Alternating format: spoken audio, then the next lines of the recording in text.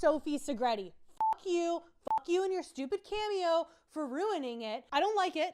That's why you'll never get a call back from Survivor, because you ruined their production earlier, and fuck you for ruining it for all the fans. I'm going to make a mark here.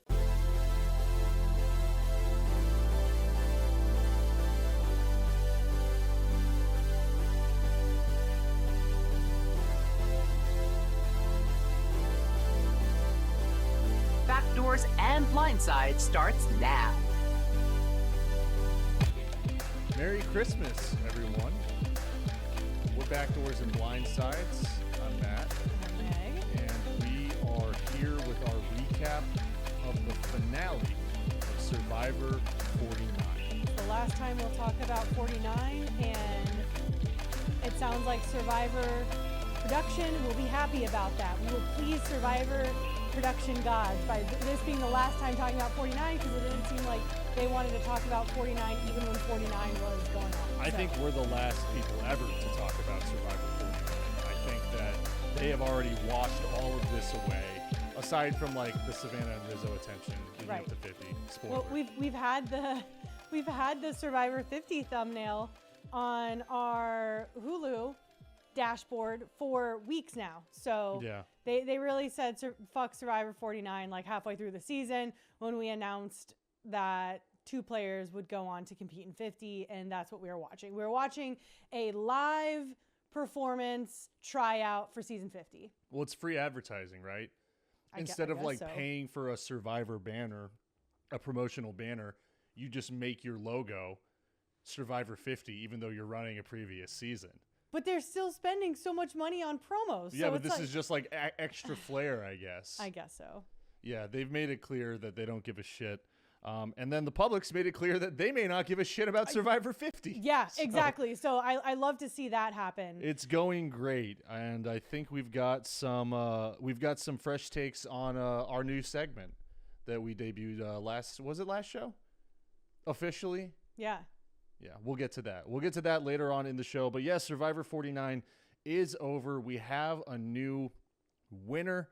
But before we get to the actual finale, we have to talk about how they got there. Fire, exactly. So let's start with dive right in. The fallout of Steven's exit from the game. Okay. Talked about this a little last time. I said that Steven is just an all-around good player. Like he gets some wins. He's social. He's strategic. He was in a 3-person alliance that crumbled. You know, he was just, this really happy, looked like fun to be around guy. And so I get why that's scary at this point in the game, at Final 6, right? You're really looking at your end game and you're going, oh, fuck, Steven's a good, nice, hunky-dory, fun guy to be around. He might actually win this shit. Guess what? We also have Rizzo and Savannah. So what are we doing, guys? What are we doing? So the 2 things that come out of the Steven vote is Sophie looks hella dumb in front of jury. Sage looks hella dumb in front of jury. And even Steven looks dumb in front of jury. Not that it mattered because he soon was the jury. So yeah, Steven misused his advantage and no one was with him.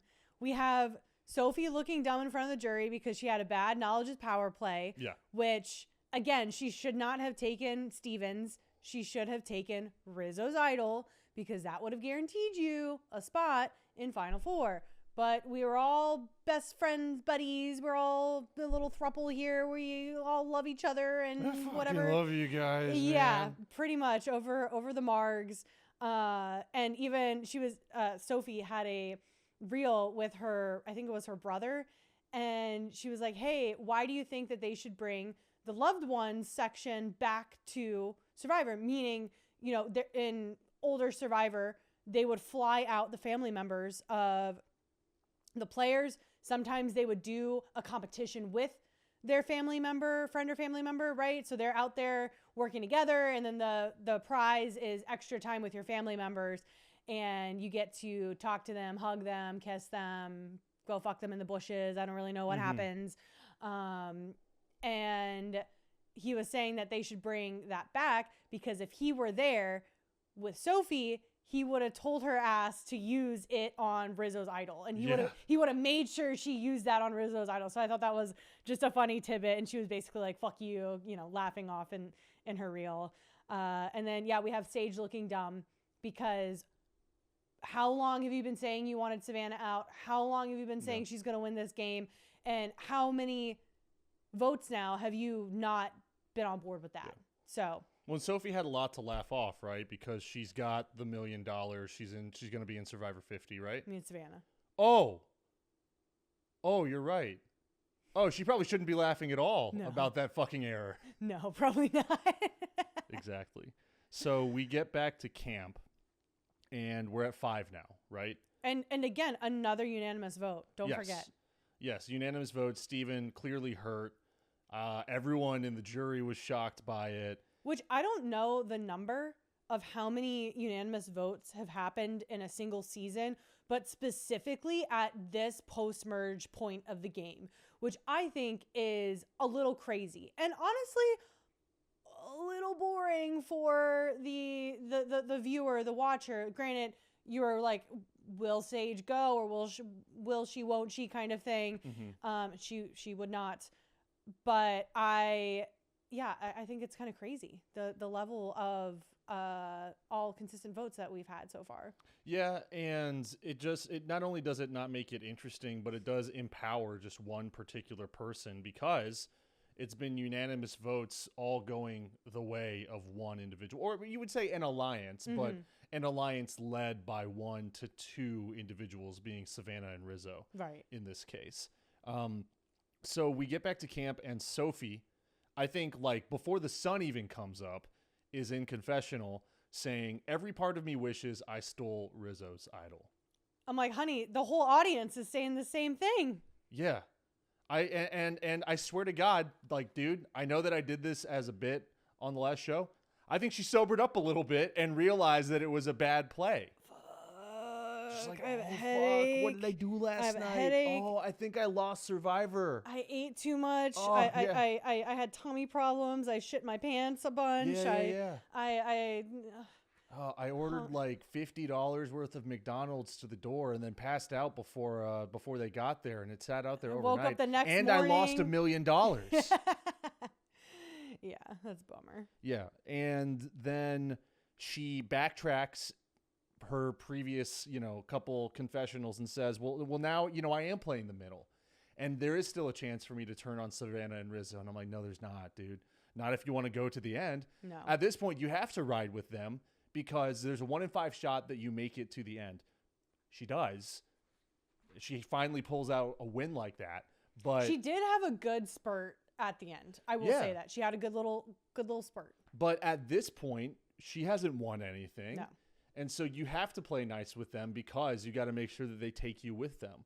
You're now, here's the thing, is you are now acting in like 100% faith in those two to make good on their end of the promise, which I think is never a good idea. They have so far.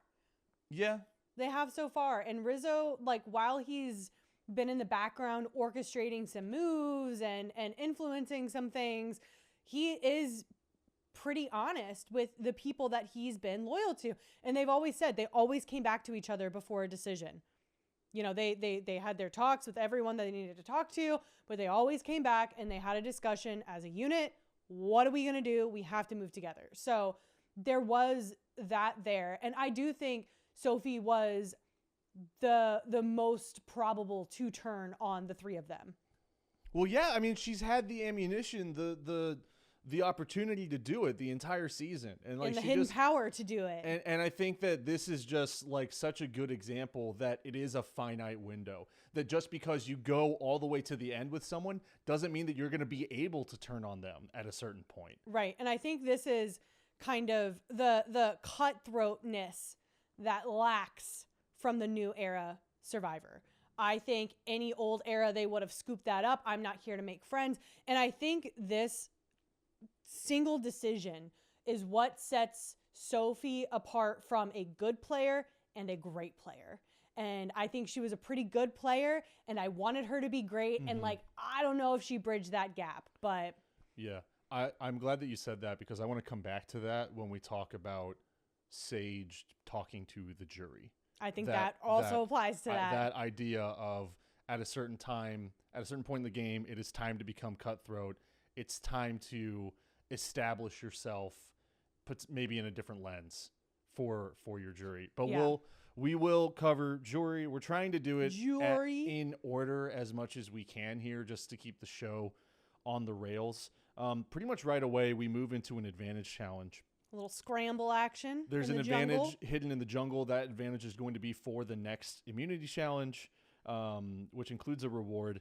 There are 5 color-coded bags with puzzle pieces scattered throughout the jungle. You have to find one, bring it back to a built puzzle stand, and then that puzzle will show the location of the advantage. It's kind of like the first reward challenge. Or no, the second reward challenge from the very first episode where it was Rizzo versus Alex. Yep, that nice through line there because Savannah finishes her puzzle first.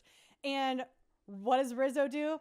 Immediately runs over there and copies it. Yes. And like what's awesome is I don't think that Savannah is trying to keep it from him. No. But that is a moment for just him because it is we're still full circle. Yeah, the Alliance doesn't really exist at this point in the game.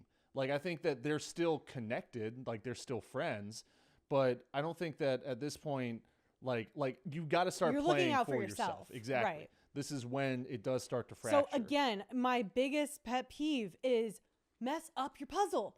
If you know where the location is, you can see it, you know where it is, internalize that, and then kick your puzzle stand over.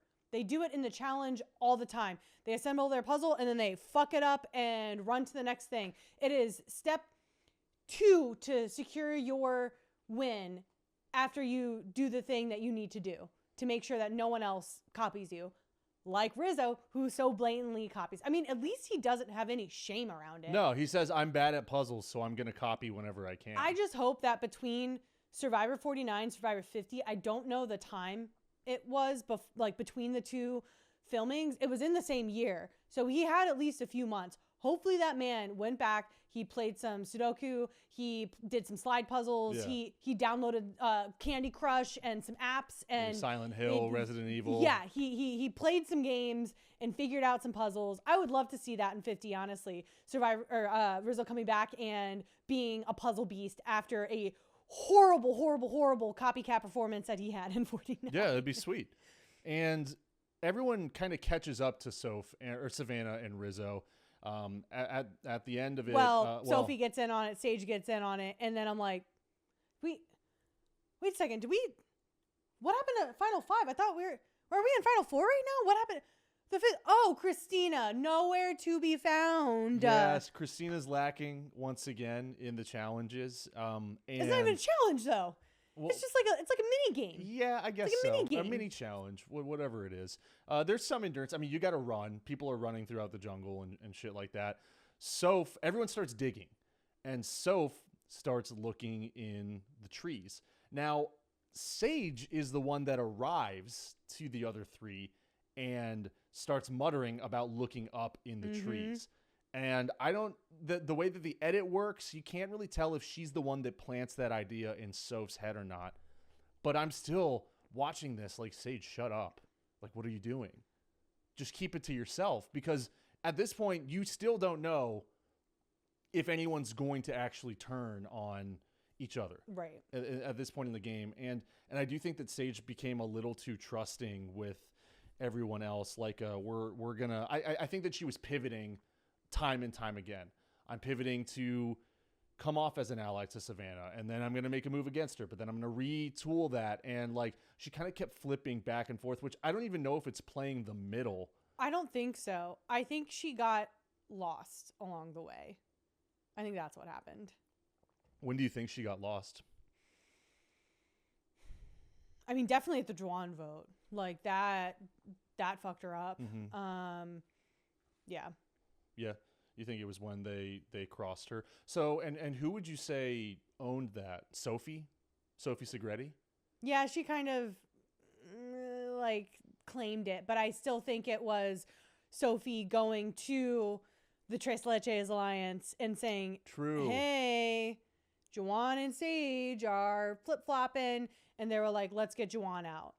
And so, yes, she was their informant, and she like kind of tried to own the move, but she could never have done that had Rizzo and Savannah decided as a unit to turn on them. True. Very true. Yeah, and I mean, and that the line had already been drawn at that point because they got out Nate. They had just gotten out Shandon before the merge. They made it clear, like, we're going to go for all of the original Ulis. We're going to try and take them out because we were the underdogs. That was really, like, more of a revenge story than I think they played it up to be, where Sage and Juwan were at the bottom of the original Uli tribe at the start of the game, and they bonded over feeling like kind of like the misfits of the group. And their goal was to just start taking down everyone else. And I mean, I think part of that too is the Kella tribe was gone aside from Alex and Soph. And then they had Steven in the Bottoms Up Alliance, and he wanted to keep his Hina tribe members safe. So it's a little bit of like, this makes most sense, but also I think there was a little spite behind it. And we even said, like, they might need to pull back and go somewhere else before they hit another Uli member, a direct hit, back to back, because they had to try and sell the fact that they got Shannon out and that it wasn't a double cross type situation. And so I think they got a little eager. We're going to talk at the end about, like, I want to talk about the one move that lost Sage and Sophie each the game, but I don't think that was the one, but I think that was a misstep pretty early on, in the middle point of the season for Sage, was going back-to-back Uli eliminations. Well, it's interesting that they didn't really, fester on that being the revenge story for Sage, but Sage's revenge story was, oh, Sophie Segretti, you got Juwan out, so now I'm going to get you out. And I'm like, but it just seemed like you weren't necessarily thinking like you were playing emotional in that, and revenge is an emotion, right? Like that's like an emotional response, revenge is, but I think it can be approached in a strategic way to benefit you, and I don't think it did. I'm just making a note because that actually I think that there's a lot of different things that we can break down for what is the one thing that cost Sage the game. And I want to debate that later. So Sophie gets it. Sophie with an I gets the advantage, which will be revealed at the immunity challenge. Right. And which I don't really understand from like a camera perspective in this shot right now, because they're all circling the same area. They know exactly where the area is that they're searching. It's not like they're confused, like, oh, it could be over here on the island or it could be over here. I don't know. No, they're all searching the same area, but the way the camera is set up is like Sophie was by herself. She was by herself. No one else saw it. And like if I were like Sage or Savannah, maybe not Savannah because Savannah is tight with Sophie, right? If I'm Sage, I'm standing under that tree like, I'm gonna catch this thing. Yeah. Like what Savannah tried to pull with MC earlier in the season when she dove for that ring of keys. Yes, and Savannah probably would have been most equipped to do it, act in that way because of that history. But I don't think she probably would have done that in that scenario. But it felt to me like Sophie saw it in the tree and then kind of had there's something up in that. There's something up in those branches up in the tree. Yeah. Oh, fucking head.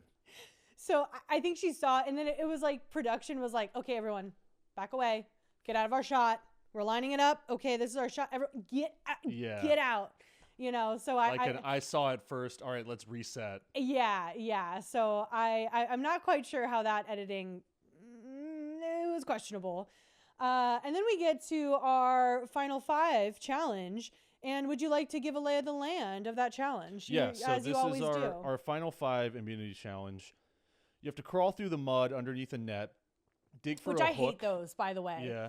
The crawling through the mud in the very first leg of the comp, you're just fucked. Yeah. You're fucked. It's caked in your eye holes. It dries. And your crevasses. Yeah. It's drying. Your clothes are just, you got to throw those away. Like there's no coming back with those clothes with that level of thickness of mud. But also I think it's one of the most like visceral reactions that you can get from your audience. Oh God, what's it called? What's the phenomenon where like, oh, it's gonna kill me. The idea that like you see someone on screen like prick their thumb, like, and then it's like sympathy almost. Like secondhand. There's like a psychological. There's like a term. There's a term for it where it's like, oh, I know that feeling, so like I'm wincing with them as I'm like experiencing that with them by proxy, like something. I'm gonna have to look it up later. Oh yeah, okay. But you know, like a lot of, I would say the majority of people watching Survivor at home have not been to Fiji, right? Like they haven't tried to make fire. They haven't been bitten by a snake or had their shit carried off by a rodent or whatever. I've barely ever been camping. Right? Like they've never had to eat bugs or whatever the fuck. But I think most people have gotten muddy at some point in their life, you know, whether it's their child life or their adult life. You know, you've stepped in mud, you've gotten your hands dirty, and that's something that everyone can kind of like relate to and feel that experience of like, yeah, I've been in mud, I've gotten mud dried on my arms and legs, and it fucking sucks, and you feel gross. But like now they're doing all of this physical shit on top of that, so I feel like that's why they're always hammering that into these challenges. The net, I feel like that's gotta hurt. It like, is that's that gotta like pull on your hair. Yeah, it is like that, like kind of like whatever it is, like the viewers, the audience's sympathy, that like connection between someone sitting on the couch and someone, you know, the person inside of their TV. It's why like in the Evil Dead, there's a part where one of the demons takes like a really sharp pencil and stabs it into a girl's ankle, and like really like into like her like Achilles tendon, and like it starts gushing blood. It's really gnarly.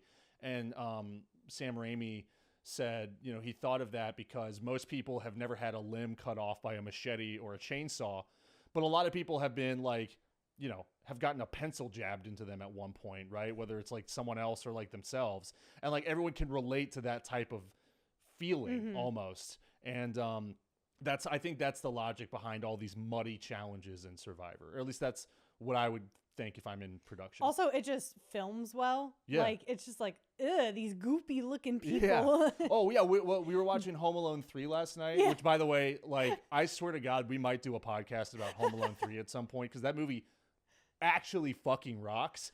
And every 5 seconds I'm like, dead. Yeah. They would all be dead. Like there's no way that these people would be living still trying to catch this kid. It's so good. And like I think it's legitimately funny. I think the cast is good. And that kid is much more like Unabomber coded than Kevin McAllister is. Kevin's like scrappy. I got to work with what I got because like situationally I'm just like now in danger. This kid kind of provokes he everything. Puts himself this in kid danger. Alex provokes all of this, and then he's got his house already rigged, just like as a little kid. This is just like his normal setup and shit that he's got going on. So Home Alone 3 rules, but there's a moment where it's like one of the bad guys just falls in mud like over and over and over again, and then like someone has like shit covered all over them, right? And it's like that type of thing is always going to get a reaction because everyone knows what it's like to be dirty. Yeah. Just before we jumped on this podcast, I was out back picking up shit. And for the first time ever of the amount of times that I've picked up dog shit in my life, I got some on my fucking finger. That sucked. Oh. Yeah. Did you wash your hands? Yes, I washed my hands. I scrubbed under my nails. Ugh. I used multiple types of soap. I used hand sanitizer to start off with because it was just disgusting. It was because of the bag flip. I was trying to do the bag flip, and then I looked up because our shitty neighbor dogs were barking at us. And then as I'm looking up, I looked down. Yeah, you got to stay locked in. I know, I got to stay locked in at this step, and I wasn't, and it was falling, and my initial reaction, you got to catch it. Wait, so it fell out of your covered hand, and you caught it with your uncovered hand? I didn't catch it. It was a failed attempt at a catch. Well, so you were fumbling shit? A little bit. I can't believe there was so much shit back there. I can't believe we talk about shit and piss as much as we do on this show. People like it. Again, people can relate to it. Yeah. Every day you piss and shit, so this should be relatable. All the listeners that come over from Chad's show, I mean, that's what they're used to. Yeah, exactly. You're welcome, guys. And if you came here for something else, we're sorry. We digress. You only got through the first part of you're going through the challenge. That's what we're doing. Let's do the immunity challenge recap one more time. You crawl through the mud underneath the net. You dig for a hook in the sand to snag a metal ball. You use that hooked metal ball to pull down to drop a ladder. Then you climb that ladder to a crow's nest to untie a bag. Then you slide down. Again, pause for a second. You slide down. Again, you're muddy as hell. So now it just looks like a shit-stained skid mark down this slide. Nice. It's fantastic. And you throw a rope that comes out of that bag with a monkey's fist on the end of it into a thread, and then you use that threaded rope to walk a barrel down a straight line. And then whoever reaches the end is the winner. I love like a true obstacle challenge. There's no puzzle at the end. There's no endurance. It's just whoever gets to the end the fastest, I think, is a really fun one to. It's just a little different, right? And I mean, it's to keep the game changed up. I think those are the hardest for Jeff to call as well, because there is no real pause in any moment of the challenge. It's like over like that. So we have, for I think the first time ever, we hear the words from Jeff, Christina's in the lead.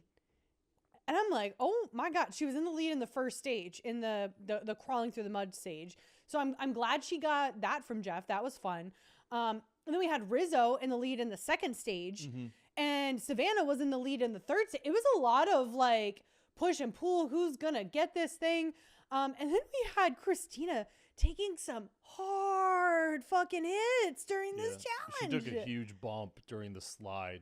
Yeah, she fell, and it was almost like she got like stuck maybe like halfway, and instead of sliding, it's like she fell the rest of the way. Yeah. And she just she looked like one of those I don't know what they're called. It's like a toy that has strings attached to it, and you like hit it and like it falls apart. And then you release it, and then it like goes back up, and like you know it like an elastic like puppet type. Yeah, thing. Yeah. They're usually like wood or plastic or something. She looked like that. She looked like she just collapsed, and I was like, oh my God! And then she immediately was like, okay, and she keeps going. That's crazy because she went down so hard. I was like, oh, that's it. Like she's done. She's out of the game. Busted her knee or broke her something. I think they played that in the stinger from the previous episode. Like next week on Survivor, they the sound she made was really unfortunate too. Yeah. But then she also falls off the barrel. Oh yeah, and that looked scary too because she got too up front on the barrel, so she kind of slipped off of it, and then she fell backwards. And the way that she had her hair tied up, I honestly think saved her because it looked like she was gonna smack her head and like get like some whiplash back and hit her head on the barrel, which like is solid wood. Yeah. It's not a prop. It has to support your weight as you're traveling on it. So it's like it's a sturdy thing. And I was like, poor Christina just taking the hits. Sage and Soph had the advantage, by the way. Her advantage was she got to climb the ladder faster, like her shit was like higher up on the ladder. Yeah, like halfway through. So she didn't have to start at the bottom of the ladder like everyone else, but she took so much time in the other parts of the challenge that advantage really didn't matter. And alas, Savannah comes out with the win and ties the record for Survivor for 4 immunity wins in one season. We have Kelly Wigglesworth, Jenna, Kem, Chrissy, and Rachel having ever done that before. So like, this is elite. Like Savannah was already cementing herself as a comp beast for this season, one to watch out for alongside the likes of Sophie Segretti and Steven. You know, those were the 3, powerhouses in post-merge for sure. And she just continues to rise up. And I'm like, oh my God, she's going to comp these people out. Then they go to reward. She gets to pick one person to take to reward. Mind you, previous reward, she has taken Sophie and Rizzo. And that's where they cemented their Tres Leches alliance. And now she decides to take Sage. Yeah. And I think this is a great example of jury management. As much as we debate whether that should be considered or not, Oh no, jury Don't we- management should always be considered. No, Well, I think it's never. like how important should it be in but once again, this is jury management at the end of the game instead of thinking of it at the beginning of the game when there is way more game to be played. Yeah. And so, and I think that it did seem like a genuine gesture, but also she's pretty good at putting on a show, so who actually knows? Taking Sage helps your relationship with her no matter what, because maybe Sage takes you into the final 3. If Sage goes home tonight, maybe you get her vote in the jury because you've shown, okay, I can show compassion and empathy, things that are important to her, on top of the crazy physical and strategic game that I've played. There's really no downside to bringing Sage on this, because then it also takes Sage away from your allies, Rizzo and Soph, and anything that she could do to convince them otherwise. Right. So they were sitting there having a jolly good time. They had mud on their teeth and flies in their food, but Dude. they were eating that shit up. Again, production thing is purely intentional. Again, they're covered with mud. They just rolled around like pigs in mud for however long in this last competition. And I realized that they're hungry. They don't eat a lot out there. They're starving. But again, as someone who is a recovering germaphobe, I don't think that I could sit down I would be like, give me 2 minutes. I waited, weeks at this point for a good big ass meal. I can wait 5 more minutes as I go just like wash my face and rinse my hands and arms in the ocean. I mean, it's just it's a cool look, right? That's like the rugged survivor look of, we don't care, we're all eating dirty and they shit. have mud in their teeth. In the teeth are mud. There's Is probably mud. mud and everything else that they eat too. Yeah, but that's different.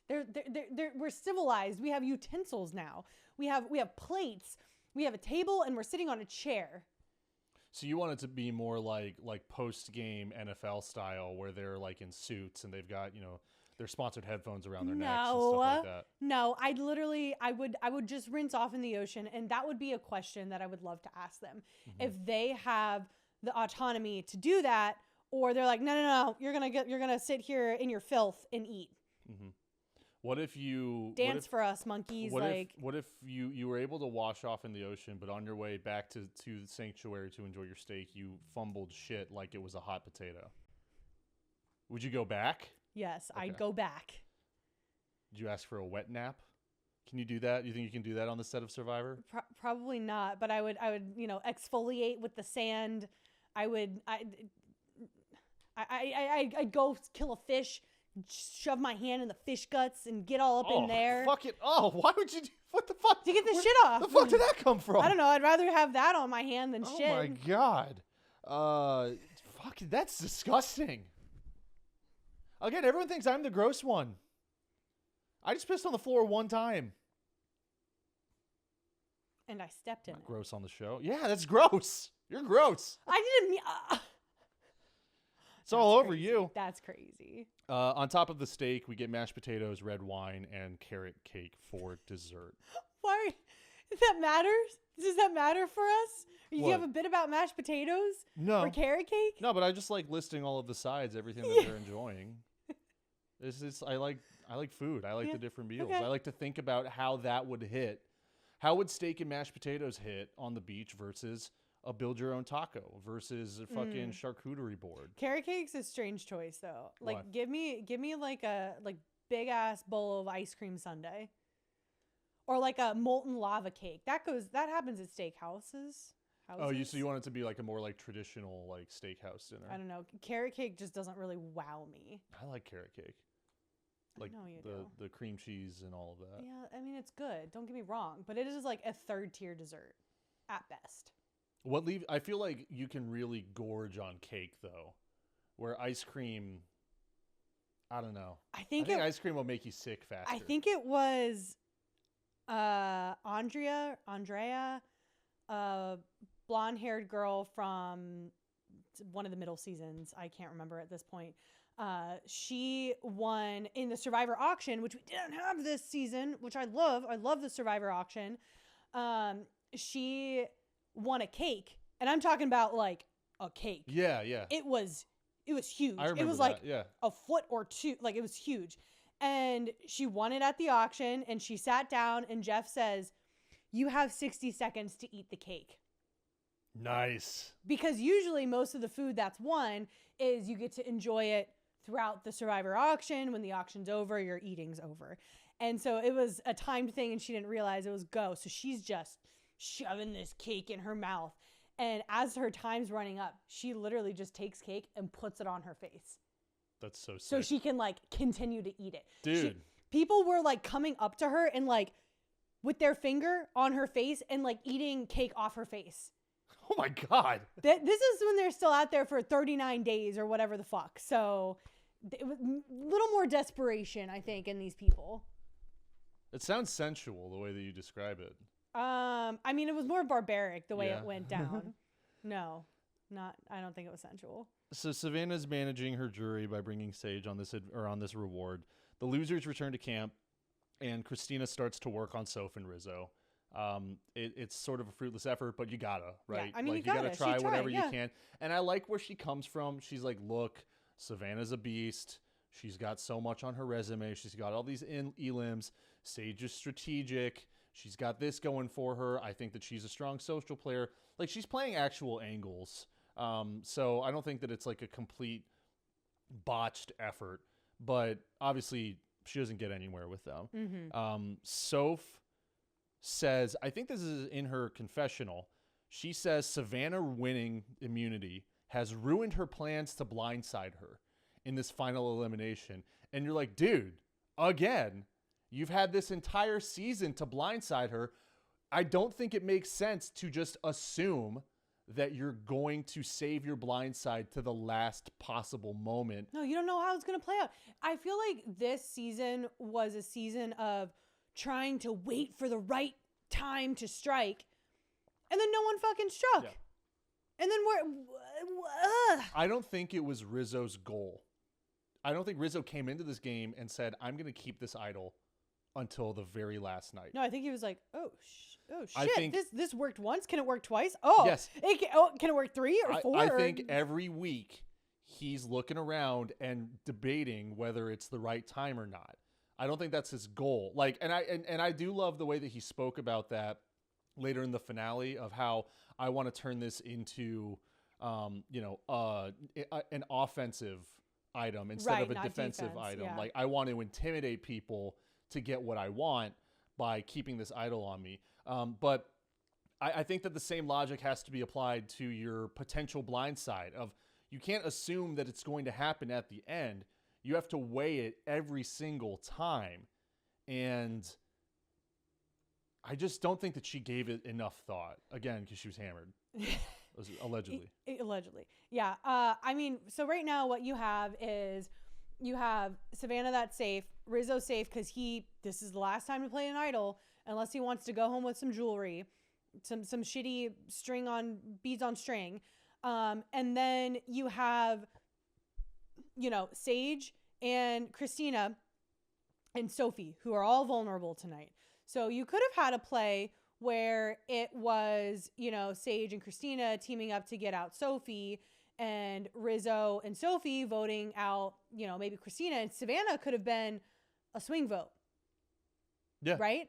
So she could have, but I think it was 100% in her best interest to keep Sophie. Same with Rizzo, right? Like, they've come this far. They know that Sophie isn't as strong as a player as them, right? Like, she hasn't won as many competition. She hasn't won as many advantages, right? She didn't use the advantage to her advantage. So I think they're looking at Sophie like, why would we send home someone who has been on our side this whole time and is way more likely to take us in the end over Christina or Sage, who would probably not do that, right? So you kind of have a moment where Sage and Christina are basically just like, it's one of us. Like, the three of them aren't going to split, and it's going to be one of us. So we're going to fight it out. And Savannah is adamant. She does not want Christina in the final four, right? Because she's afraid of Christina at fire. And for the first time in Survivor this season, again, Christina had a lot of firsts in this last episode here. We get a pro Christina montage of her just annihilating fires and making fires throughout the whole game. They and finally did something nice for her. Right. I mean, we had montages of room. her. What was it? There was one confessional where Steven was like, and Christina's not a threat. And they cut to Christina like falling off the hammock. Yeah, falls out of a hammock. Yeah, and I'm just like, guys, come on, give her some credit. And they finally give her some credit, which I like. And Sage is doing the work too, going to Sophie, being like, you will lose in fire against Christina. All of us will. So now someone who has been kind of a non-threat this entire game is threatening in the 11th hour. It's great. Which is wild. Which, if to me, I've been saying this whole season, I want to bring Christina.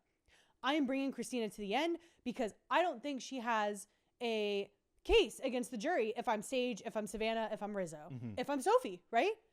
But now they're afraid that she is going to squander that for them in the last leg here, right? Because either, I mean, the way the track record has gone is that Christina's not going to win the Final Four challenge. That's what they're betting on. Right. So now the winner, if it's not you, are you going to bring is someone going to bring Christina because they know they can beat her? Or are they putting Christina in fire because they know she can beat someone else? So she is now the top threat on the beach, which, okay, I did not see that coming, right? She probably didn't see that coming. Do you think that Savannah was banking on having made an enemy of every person in the jury besides Nate? What do you mean banking on? I'm thinking about, obviously she doesn't want to go up against Christina in fire, but there's also a chance that she could be taken to the finale and she doesn't have to go to fire. Well, I think she thinks she has, so sorry, air bubble in my throat.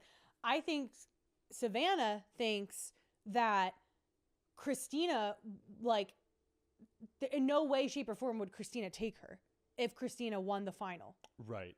Right? Gotcha. Okay. So I think she thinks I just buttered up Sage. I just buttered up Sophie and Rizzo with my 2 back-to-back wins and subsequent reward wins that I took them on, right? She formulated the Tres Leches alliance with the 2 of them, taking them, and then Sage. So I think she's sitting there looking like, yeah, I think I have a better shot with this group, even though they might be a little more competitive, physically competitive, and have a higher potential of winning in final immunity. But Christina could have an opportunity to foil that. Got it. Yeah, that makes sense. And it is cool to see Christina be in a place of power, albeit for a very short amount of time in the episode. And while they're debating about Sage versus Christina. Because Rizzo wants Sage. Yes. And Sophie looks like she's teetering, but in going towards Sage. And Savannah says, I can't write Sage's name down. Which is crazy. It's the first disagreement between Rizzo and Savannah the entire season. Rizzo even says, quote, we've gone as far as a trio can go. So they're almost building up this tribal.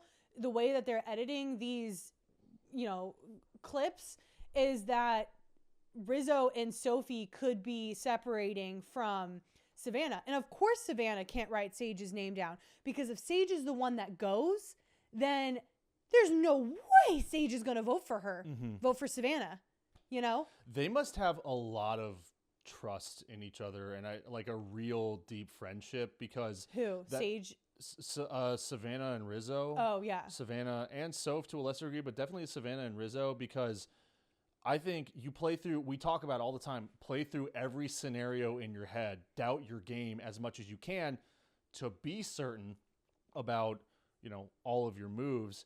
And Rizzo is operating on complete faith that Savannah will take him if she wins the final challenge.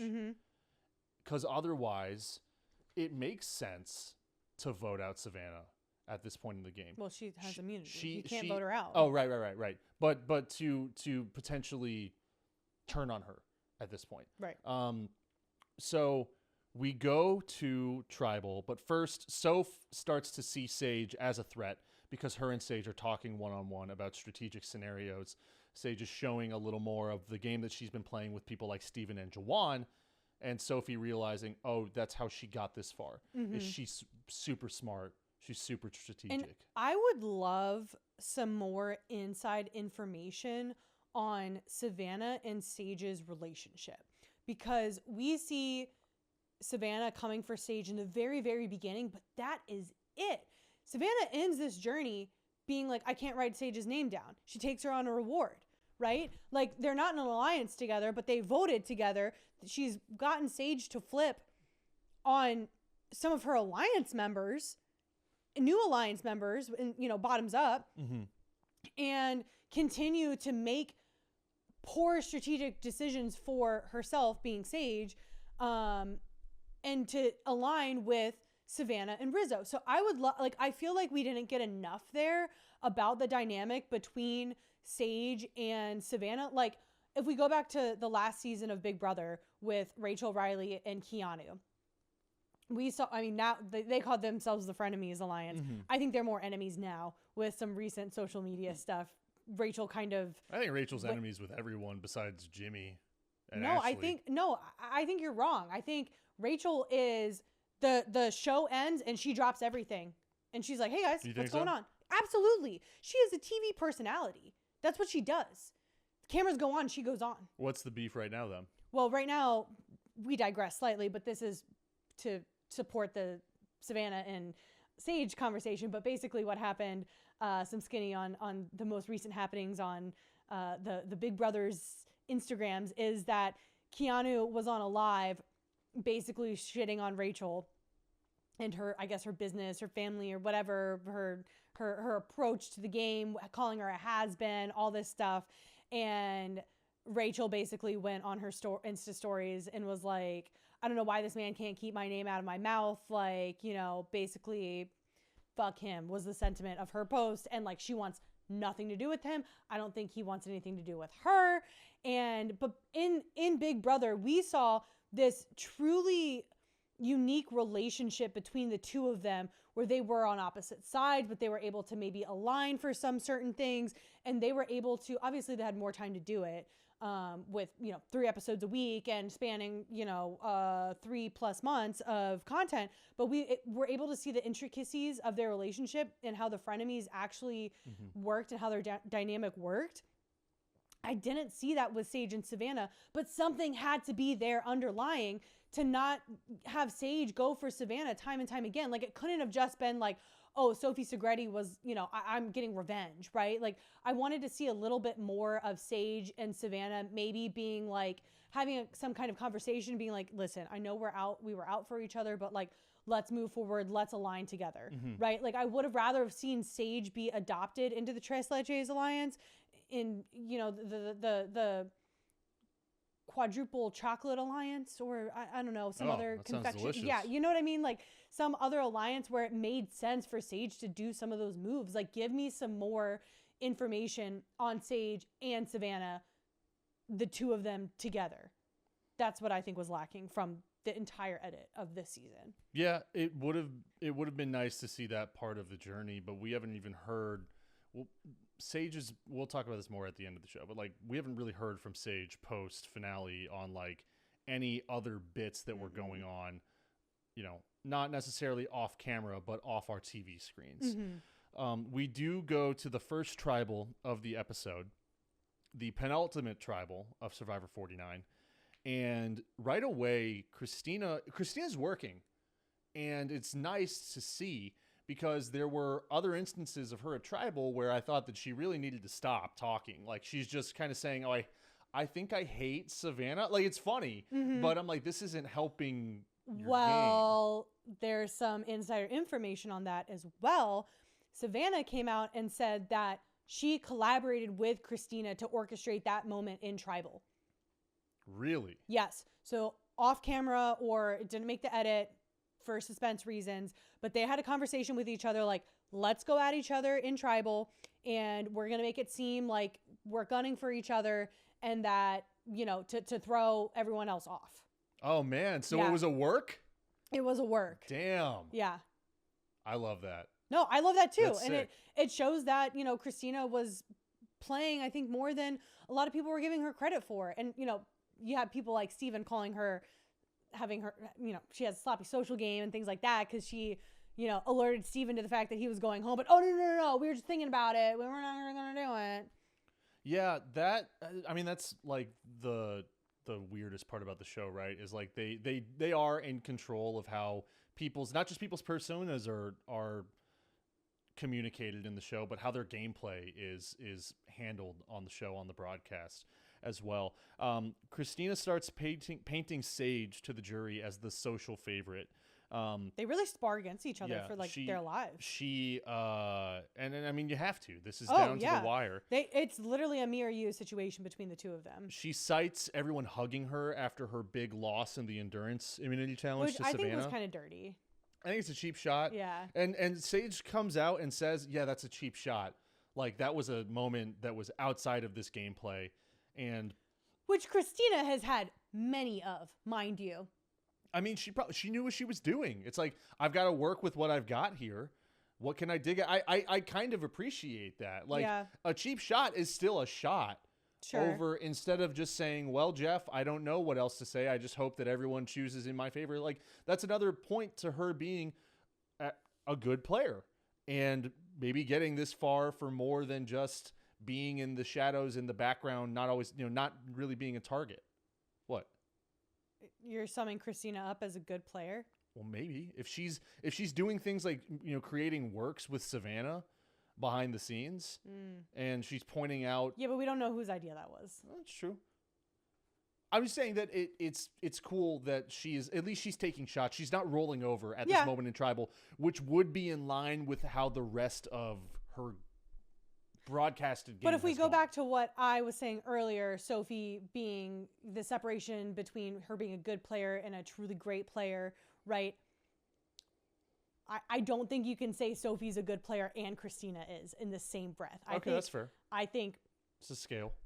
They're a little further down, maybe. It's just nice to see something good come out of what she's been doing. We also get Savannah cutting a huge promo for herself, which, again, applaud that. Like, you're looking at this tribal that you're sitting in, wearing your necklace around your neck, being like, how can I pitch to the jury right now before we make it to the end? And I think Jeff asked her, oh, how's it feel? You tied the record. You're, won 4 immunities. You're elite group of women who have, only 5 or 6 have ever won this before you. And she's like, I just can't relish in it because the end is right there. And I'm, she basically she stands up there and gives a monologue on, why this isn't enough for her, why she has to keep grinding, and why this really doesn't matter that she broke this record, that she's focusing on the here and now. Yeah, it was a stone cold promo. I mean, it was like the best of the best way to make use of your spotlight, however small that may be, for that particular tribal. And Christina goes home. Christina is voted out. Another unanimous. 4-1. Yeah. Another unanimous. Yeah. And so that's another unanimous vote that any person could try to take credit for when they get to jury and spin that narrative. But we return to camp. Now it really has become the individual game, right? Because there is no more voting together.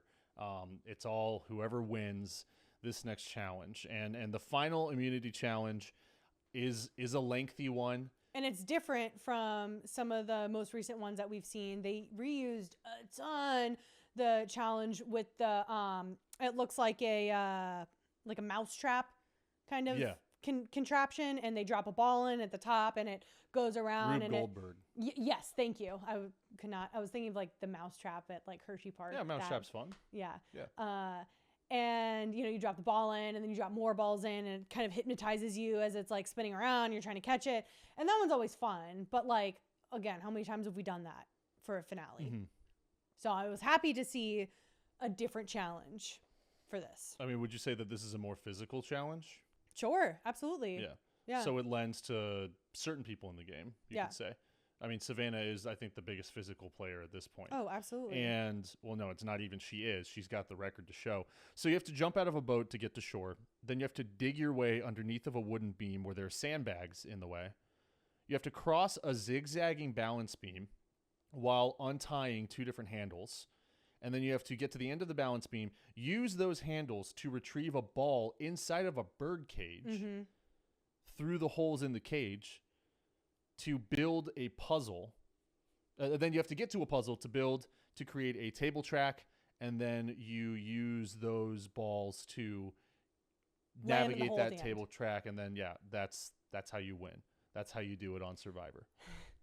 And we have Sophie in dead last this whole time. She can't get under the beam. I think she said when she left Fiji, she was like 100 pounds. Yeah. So you've not eaten a ton. You are out in the elements. You've had, just shitty outdoor experience for weeks now. And your last challenge is dig in the sand and move the sandbags that are probably way close to your weight.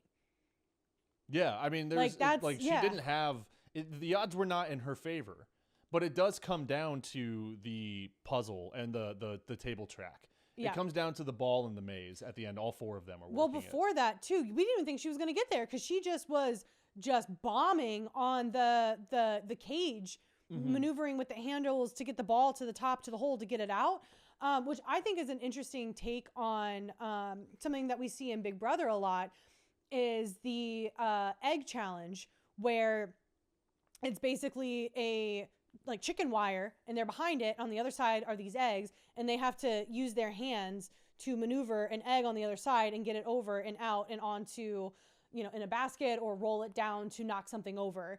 And I thought the use of the handles was just an interesting level of complexity. And we don't see a lot of Big Brother and Survivor challenge crossovers, and I think this was, at least this segment of it, was the closest overlap that we've seen, is maneuver through almost chicken wire to get up to get a ball out of something. Yeah, and you really see her get frustrated and lose.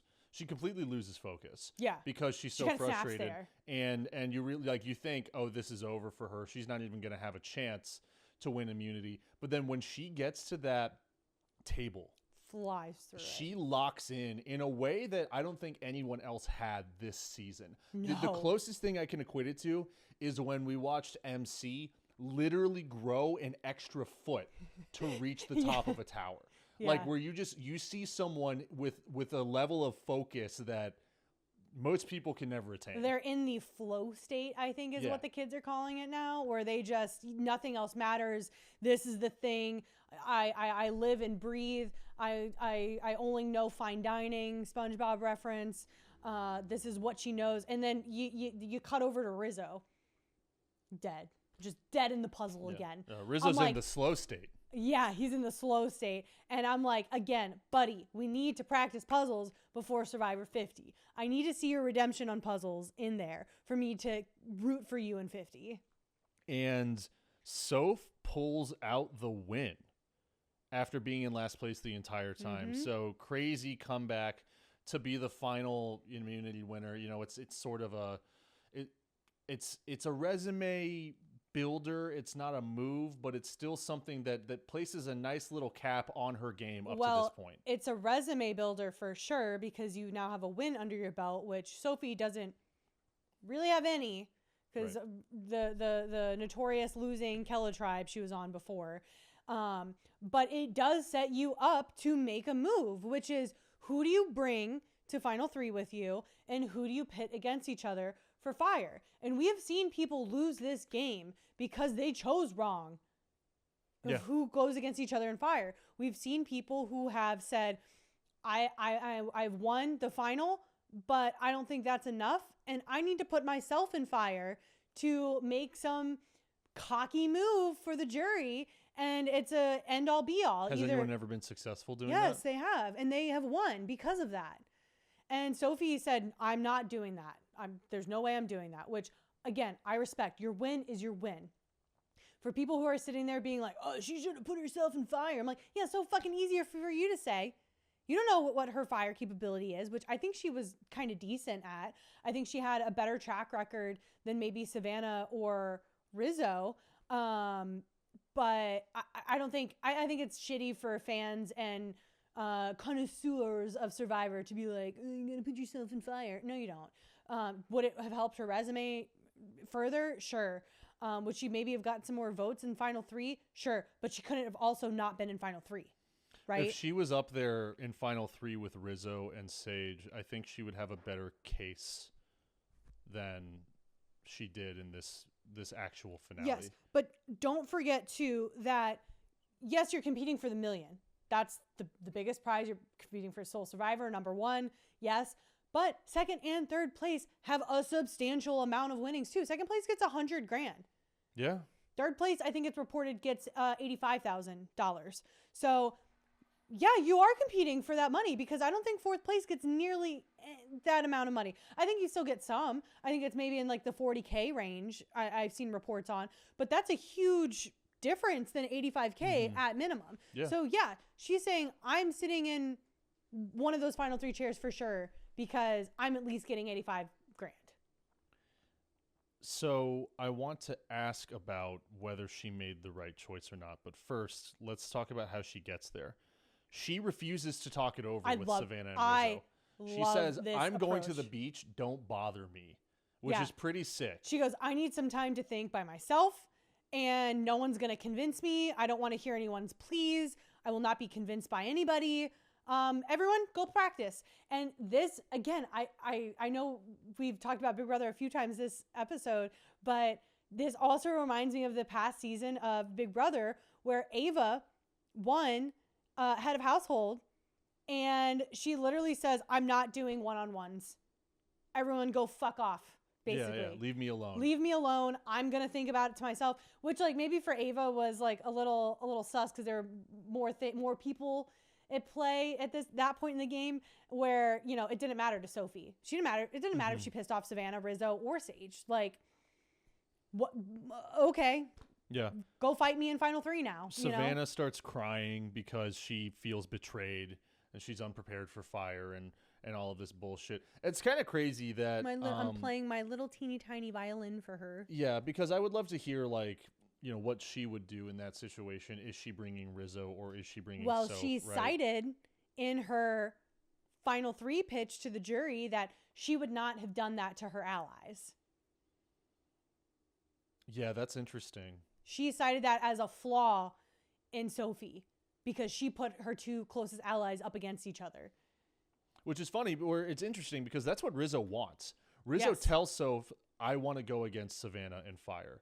Because Rizzo's like, that's how I win. Because he's like, if I'm sitting with Soph and Savannah, my story's a little more murky. Yeah. Because now it's a little bit harder to differentiate my story between the 2 of those women. Versus if Savannah's out, he can now claim all of Savannah's moves because, you know, they were back in Uli together. Do you buy... Well, let's go to Tribal. Something I want to note before she makes her official decision. Soph is rolling her eyes behind Savannah as Savannah's talking and doing her thing. Again, dude, it's too little too late. Yeah. The magic marks got to you. But she decides to take Sage to the Final 3, and she puts Rizzo and Savannah to fire, basically selling it as, I can't choose between the 2 of them, so I've got to leave it up to like old school Survivor. Well, I also want to note too on the air of her move of everyone fuck off, go make fire. I'm not talking to anyone about this. I'm coming to this conclusion by myself, is that she is taking the power in the agency away from those 3. None of them can go to the jury now and say, oh yeah, I convinced Sophie. I gave her these points and like she took me and that was bad for her game. And here's why. Like she took that talking point away from all of them by doing that, which I think was genius. Yeah. Like that truly was something where she could flex and be like, yeah, jury, they don't have anything because I wouldn't let them have anything to say about it. That's great. It's also her last chance to get Savannah out of the game. Yes. Which again, how many times do we have? How many times have we had? But it's up to not chance, but ability. You hope that Rizzo pulls out the win, because that's what everyone's watching for. Is they're hoping that Rizzo pulls out the win, and that's how Savannah exits this game. But also, then Rizzo would have won. 100%. Rizzo would have won this game. You think so? Yes, absolutely. I think that I would have loved to hear his final 3 pitch. Is the thing is like I just would have loved to hear what he had to say, because we see him being goofy a lot of the times, but when he is in his confessionals talking strategy, I do think it's really interesting. He locks in. Yeah, and I think it would have been sick to see him in the most important moment of the entire season really deliver on that. Yes, and we see, Savannah and Rizzo kind of, give each other a little bit of, a final farewell to each other. They sit down to make fire, and Rizzo can't pull it out. Yeah, Savannah smokes him. Savannah literally smokes him. Yeah, you can never get a good solid flame going. No, and I would like to take this opportunity to say, fuck Sophie Segretti. Fuck you and your stupid cameo for ruining it, for ruining 2 things. One being Rizzo going on to play Survivor 50, which, yes, there are rumors online, there are spoilers online, but Survivor itself had not released that information yet until the trailer was played at the end. And fuck you for ruining the fact that Rizzo lost to Fire. So I don't like it. That's why you'll never get a call back from Survivor, because you ruined their production earlier, and fuck you for ruining it for all the fans. Thank you. Oh shit, let's go, dude. Pissed.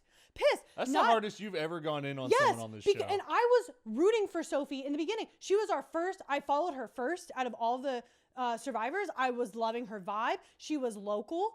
I mean, she lives in New York City now, but her hometown is in like just across the river in Maryland from us, like stone's throw away. So I was like, okay, she's local girly, cool.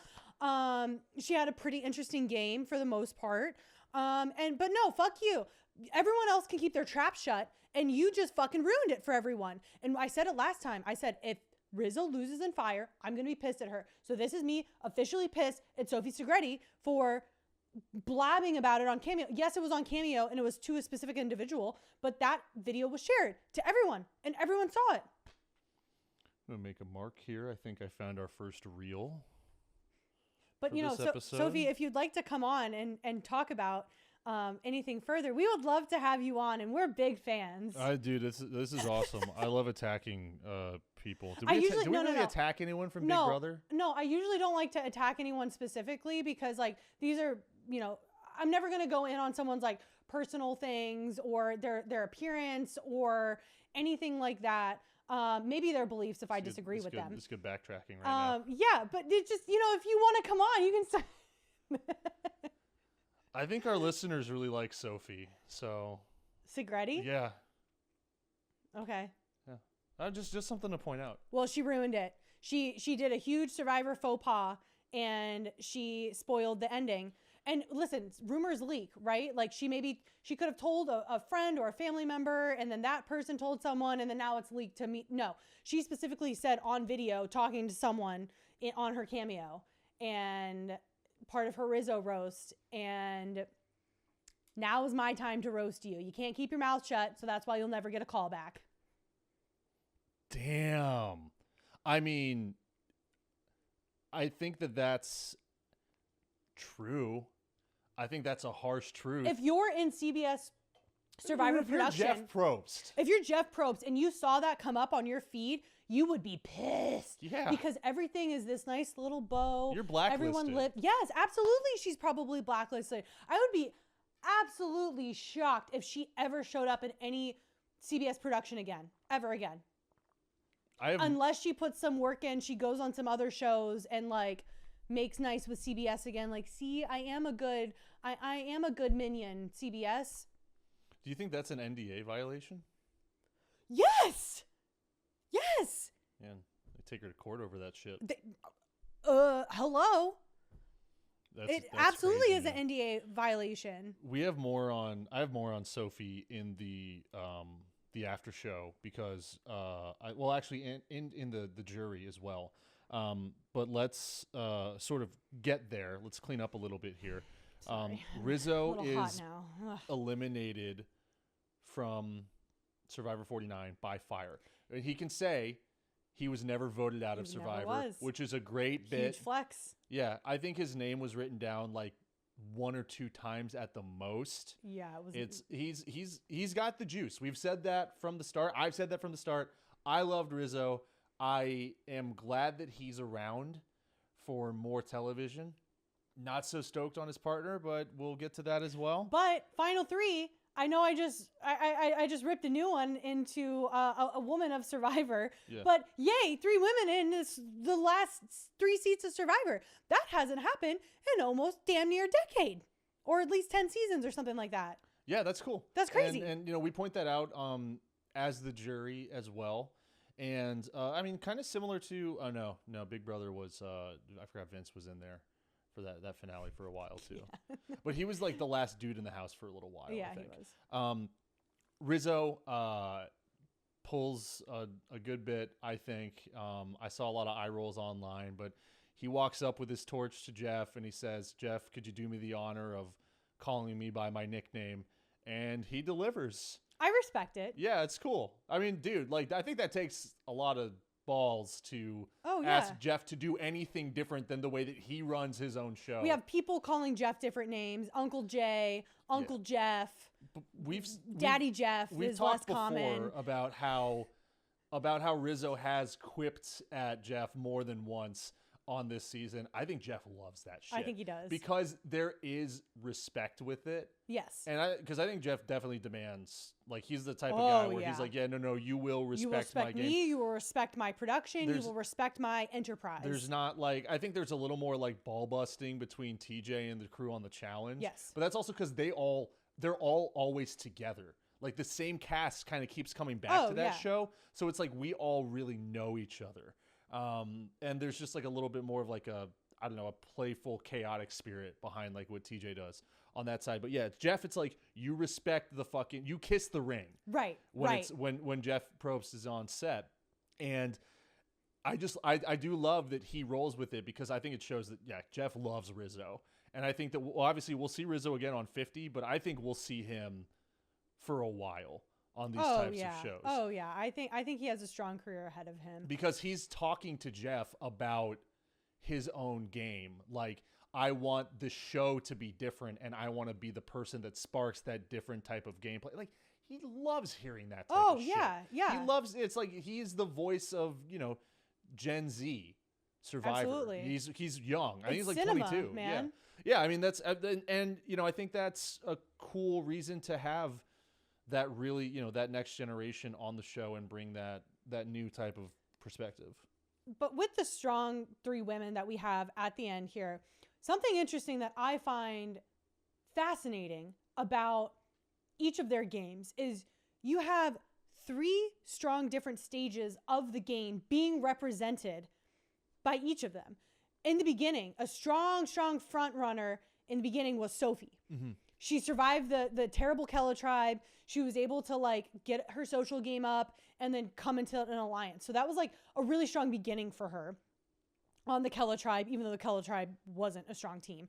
And then we had a strong middle game, which I think was Sage, which she was able to pivot away from Uli. She was able to get this alliance together, bottoms up with Steven and Juwan, and kind of try to work with some of the Henna people. It wasn't as strong in the beginning because, she was on the bottom of the Uli with Sage and Rizzo, and then it wasn't strong at the end because it kind of fell apart with, never actually trying to scrounge up enough votes to get Savannah out. And then we have Savannah, who played an exceptionally strong endgame with winning all of those challenges that she won, with tightening up that triple alliance, So I think it's very interesting that any one of these women could have been awarded a win based on what significance you put on the game at what stage. Yeah, I think that's cool. And you can argue what was the most important, right? Because there was obviously it got each of them there to the end. So it's like, where is this type of gameplay the most important? I mean, clearly, like Savannah won physically at the end of the game. Sage won strategically in the middle of the game. Sophie won. I mean, it's kind of a mixed bag for Sophie at the beginning. I think, of the game as well. I would say more like just straight out social likability. Oh, yeah. Right? Because she was tight with Alex and Jake. Kind of like a butterfly floating around, like, and not in a floater way, but in like a, yeah, just wanting to get to know people, and people thought they could Building trust relationships. her, building relationships. Which is a yeah, huge part of this. absolutely. And in part of the final 3 speech, we get Sage revealing that she is a 10-year veteran. Yeah. 5 years in combat. She was in combat In in Afghanistan. combat. That's fucking crazy. Fucking combat. This Yeah. isn't a desk job. And then she goes on to be an intelligence analyst. Yeah. Which blew my, like, what an interesting editing choice from, you know, all of her confessionals over the season, over all of the decisions from production to leave that out. Because again, I'll go back to Big Brother. The winner of Big Brother this past season 27 was Ashley Hollis, who she played this ditzy game, silly goofy girl, and the whole time the audience knew that she was a lawyer. And she dropped that bomb on the cast at the very end and was able to be like, nah, I played y'all. Like, y'all were dumb because I'm actually smart and I'm not dumb. And you thought I was dumb, so I fooled you, right? And I think Sage was kind of going for a little bit of that. I don't think people thought Sage was like dumb. I think they thought she was strategic, but she hid behind this ruse of like, oh, I keep my blackheads in a jar, and I'm kind of goofy, silly, and weird, and trying to find my weird people. Her emotions. She specifically says part of my strategy was being seen as an emotional player. Yes, absolutely. And we talked about earlier her having the power, harnessing the power of perception, and her playing into, oh, people think I'm emotional and silly and weird. Yeah, I'm going to play into that. Yes, Savannah, I will. You think I'm like that? Yeah, sure. And then she's over here conniving and like actually trying to backstab them, you know? So I think there is, you know, huge credit to that side of her gameplay when she's able to cite that she was an intelligence analyst for the military and was in freaking combat. Like, that's crazy. Yeah. And I was shocked as a viewer to learn that, and surprised that they didn't edit that in to give her more, I don't know, like clout or credibility throughout our time watching her, right? I think it was almost a disservice to her through an editing perspective that we didn't know any of that leading up to that finale, right? We didn't, right? Am I missing something? That was the first time we learned that, right? I don't think we heard anything about that earlier in the show. No, because they introduced her as like, I'm a weird person who collects blackheads. Yeah. Like, and I pissed off the side of the boat. Like, that's like the most that we got from Sage at the beginning of the season.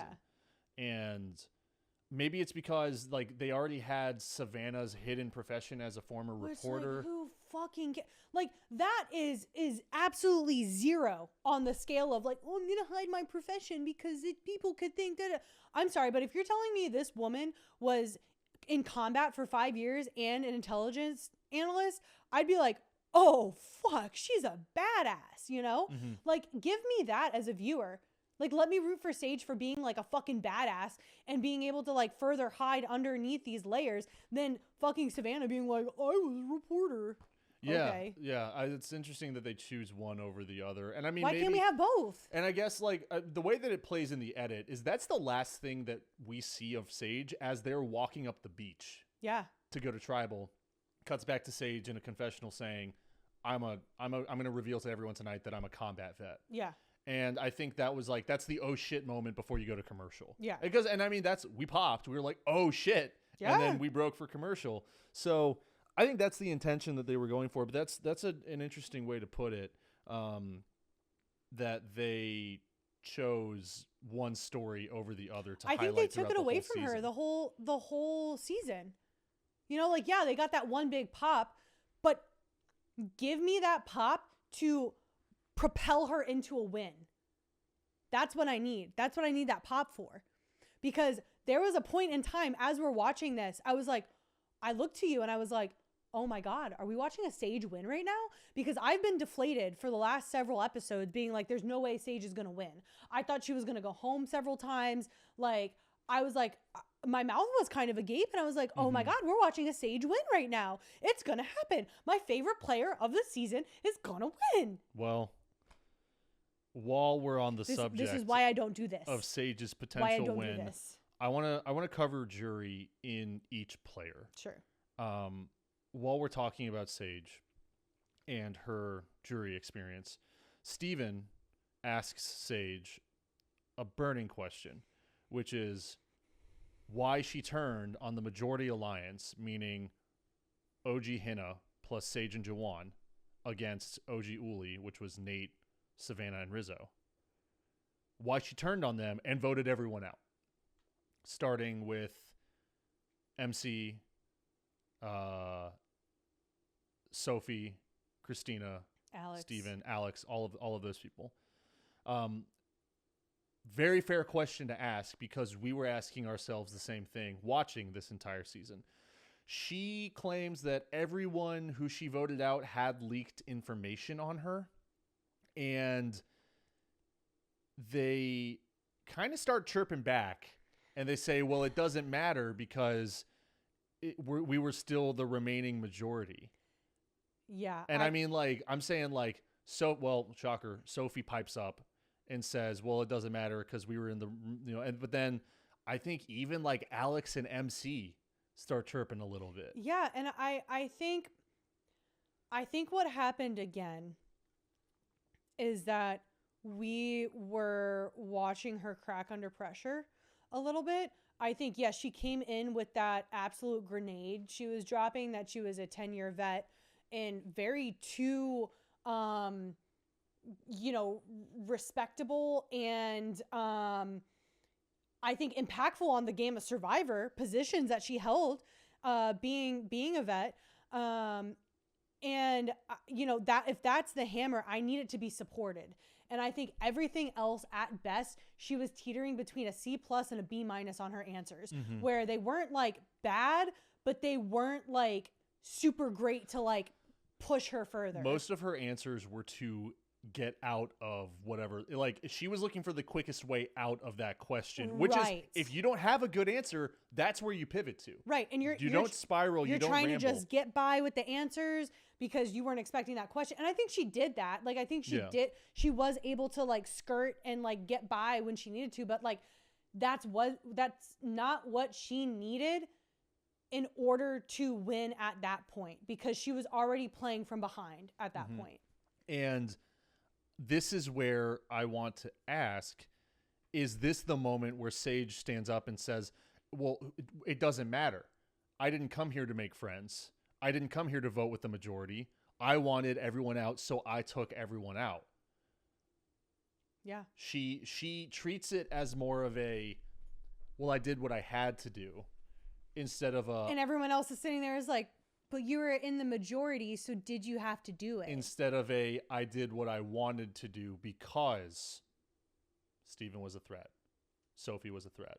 MC was a threat. 3 physical threats. Yes. Alex, yeah, if I were Sage, I'd be like... come up with something for Alex. If I were Sage, I would have been up there saying, like, listen, I was coming close in all of these challenges. Savannah and I were going head to head in some of these endurance challenges. I think it was the one where she had to like keep her foot balanced on the thing where she was like, I love you. To Savannah. Yeah. And she was going through everyone that she loved in her life as she was up there, which I was like, just so like mesmerized by watching that. And yeah, I think I stand up there and be like, listen, I was so close to so many challenges. I had to get you out, Steven. You were going to continue to win. I had to get you out, Sophie. You were going to continue to win. And if I had Savannah and Rizzo on board for those votes, then that's what I had to do, because I couldn't get any of y'all on board to vote Savannah out. So I had to turn to get you guys out in order to give my chance to win one of these competitions. Yeah. And I still couldn't pull out a win, but I was able to position myself better with you two specifically out, Steven and Sophie. And obviously, MC, you were a huge competitor. You were the scariest one on the beach. And, and it continued down the line, This is similar to Vince at the Big Brother 27 finale.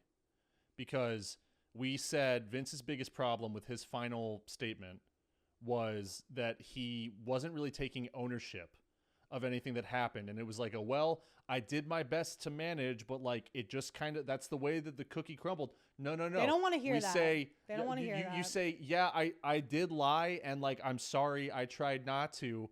It's just how it, no, you say yes. Yes. I lied to I came into this game as a liar, knowing that's how I was going to get to the end. Yeah. And I pulled one over on all of you.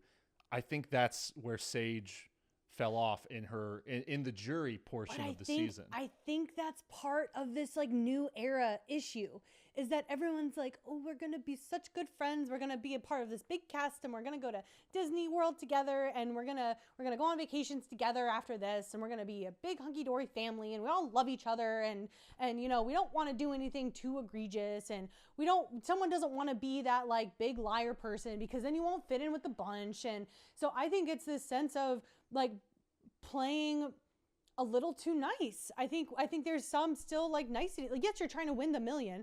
And so people are putting down that. And, you know, people are probably listening like, oh, well, doesn't that contradict with what's going on with Savannah and her being labeled as mean girl? No, different. We're going to talk about that. And I think if you can stand up there and say, yes, yes, yes, check, check, check. I did this strategically. This is why. Y'all are just butthurt. That's when you put credit on your name. How much do you think social media plays a part in that being the typical behavior of New Era Survivor now? I mean, with Sage, not really, because she's not on social media a ton. Well, but the idea, I want to talk more bigger picture. The idea that, oh, well, like we need to all be friends after this. I mean, because you get on, I mean, think about 20 years ago. Boston Rob wins the game. He goes home to his family. Yeah, and he might get noticed in a grocery store or whatever. If he keeps up with anyone from his season, didn't he meet his wife on Survivor? Yeah. Like if he keeps up with anyone on his season, she was the legend before he was the legend. We don't see that, right? You could hear like what you're like the paparazzi is not following around the winner of Survivor. Right? You go back to your hometown. No, they're following the runner-up of Big Brother 27. Oh, shit, dude. Yeah, there was paparazzi following Vince around after he got out of the house and people... Because his show was on TMZ. Yeah, well, it was rumored that he called it on himself or his girlfriend called it on him to like help. Oh, yeah, that's sad. Yeah. Oh. Just a rumor. I think he's supposed to do like a Q&A or something like that. Yeah, and just all the questions are going to be about Morgan, so I don't know why that he would do that. We should keep an eye out for that and maybe we can... throw that in. We can ask a Q and maybe he'll do an A. Yeah. I mean, dude, it'd be cool to get him on, but I don't think that we can convince anyone that we're not going to put them on the spot. So even though I literally wouldn't if anyone came on the show. Oh, we'd suck your dick big time. So now, post-Survivor, you see everyone hanging out on Instagram. It's for all of their benefits. Right. They're stronger together until one of them truly goes off and makes a name for themselves. And then it's, okay, cool. I played Survivor with the Riz God, and he's been on 4 seasons of the challenge. He's been on 2 seasons of Survivor, and we all go on vacation together, and he's connecting me with this, and then he's, propelling my career further because we're hanging out, and production is seeing that, and they want me on it. Yes, it's all part of a bigger thing. Yeah, so I do think that's a major part of why they're all deciding to play the game this way nowadays. Absolutely. And why we want to remain friends after this. They're basically because the show is basically going to continue off air. And it has on a new platform. And as a viewer and as a fan, yeah, it does. It is cool being like, oh look, man, they actually did like each other. Like they are like hanging out together. And I've seen I think it was Blue Sophie, Soph, she hosted a Halloween party and she wasn't able to post about it because she can keep her traps shut, unlike other Sophie. And so she was recently posting about like, oh, I invited the whole cast down to Miami and we had like this party and people were coming up and asking me who the woman was over there, and it was Jeremiah in like this like wig and this like outfit. Oh. And they were like all, I think some like former Kella members too were all around. They're like, oh, I'd vote your ass out again. We couldn't spend any longer on the island with this guy, like, cause he was just being goofy and stuff. Yeah. So it's like, okay, like we're able to like riff and roast a little bit. But no, I think that plays a huge factor because they do benefit from their cohort being tight and continuing to do things. Obviously some factions within that, you have, subgroups who we're seeing, I think Christina posting a lot with, Alex and Nate and, maybe MC or something too. So like you're seeing, some, and then we have the Rizzo and Savannah and Sophie, and we even have the Rizzo and Sophie specifically. Like they're getting pretty tight too. I think they're a little bit tighter off air than Savannah and Rizzo on air. Interesting. Yeah. Last point I want to make about Sage is her final statement. She gives a relatable human summary of her game. Mm-hmm. It's just kind of run of the mill. Please vote for me because this is how I play, whatever. She plays it kind of safe. I want to turn to Soph and how she navigates the jury.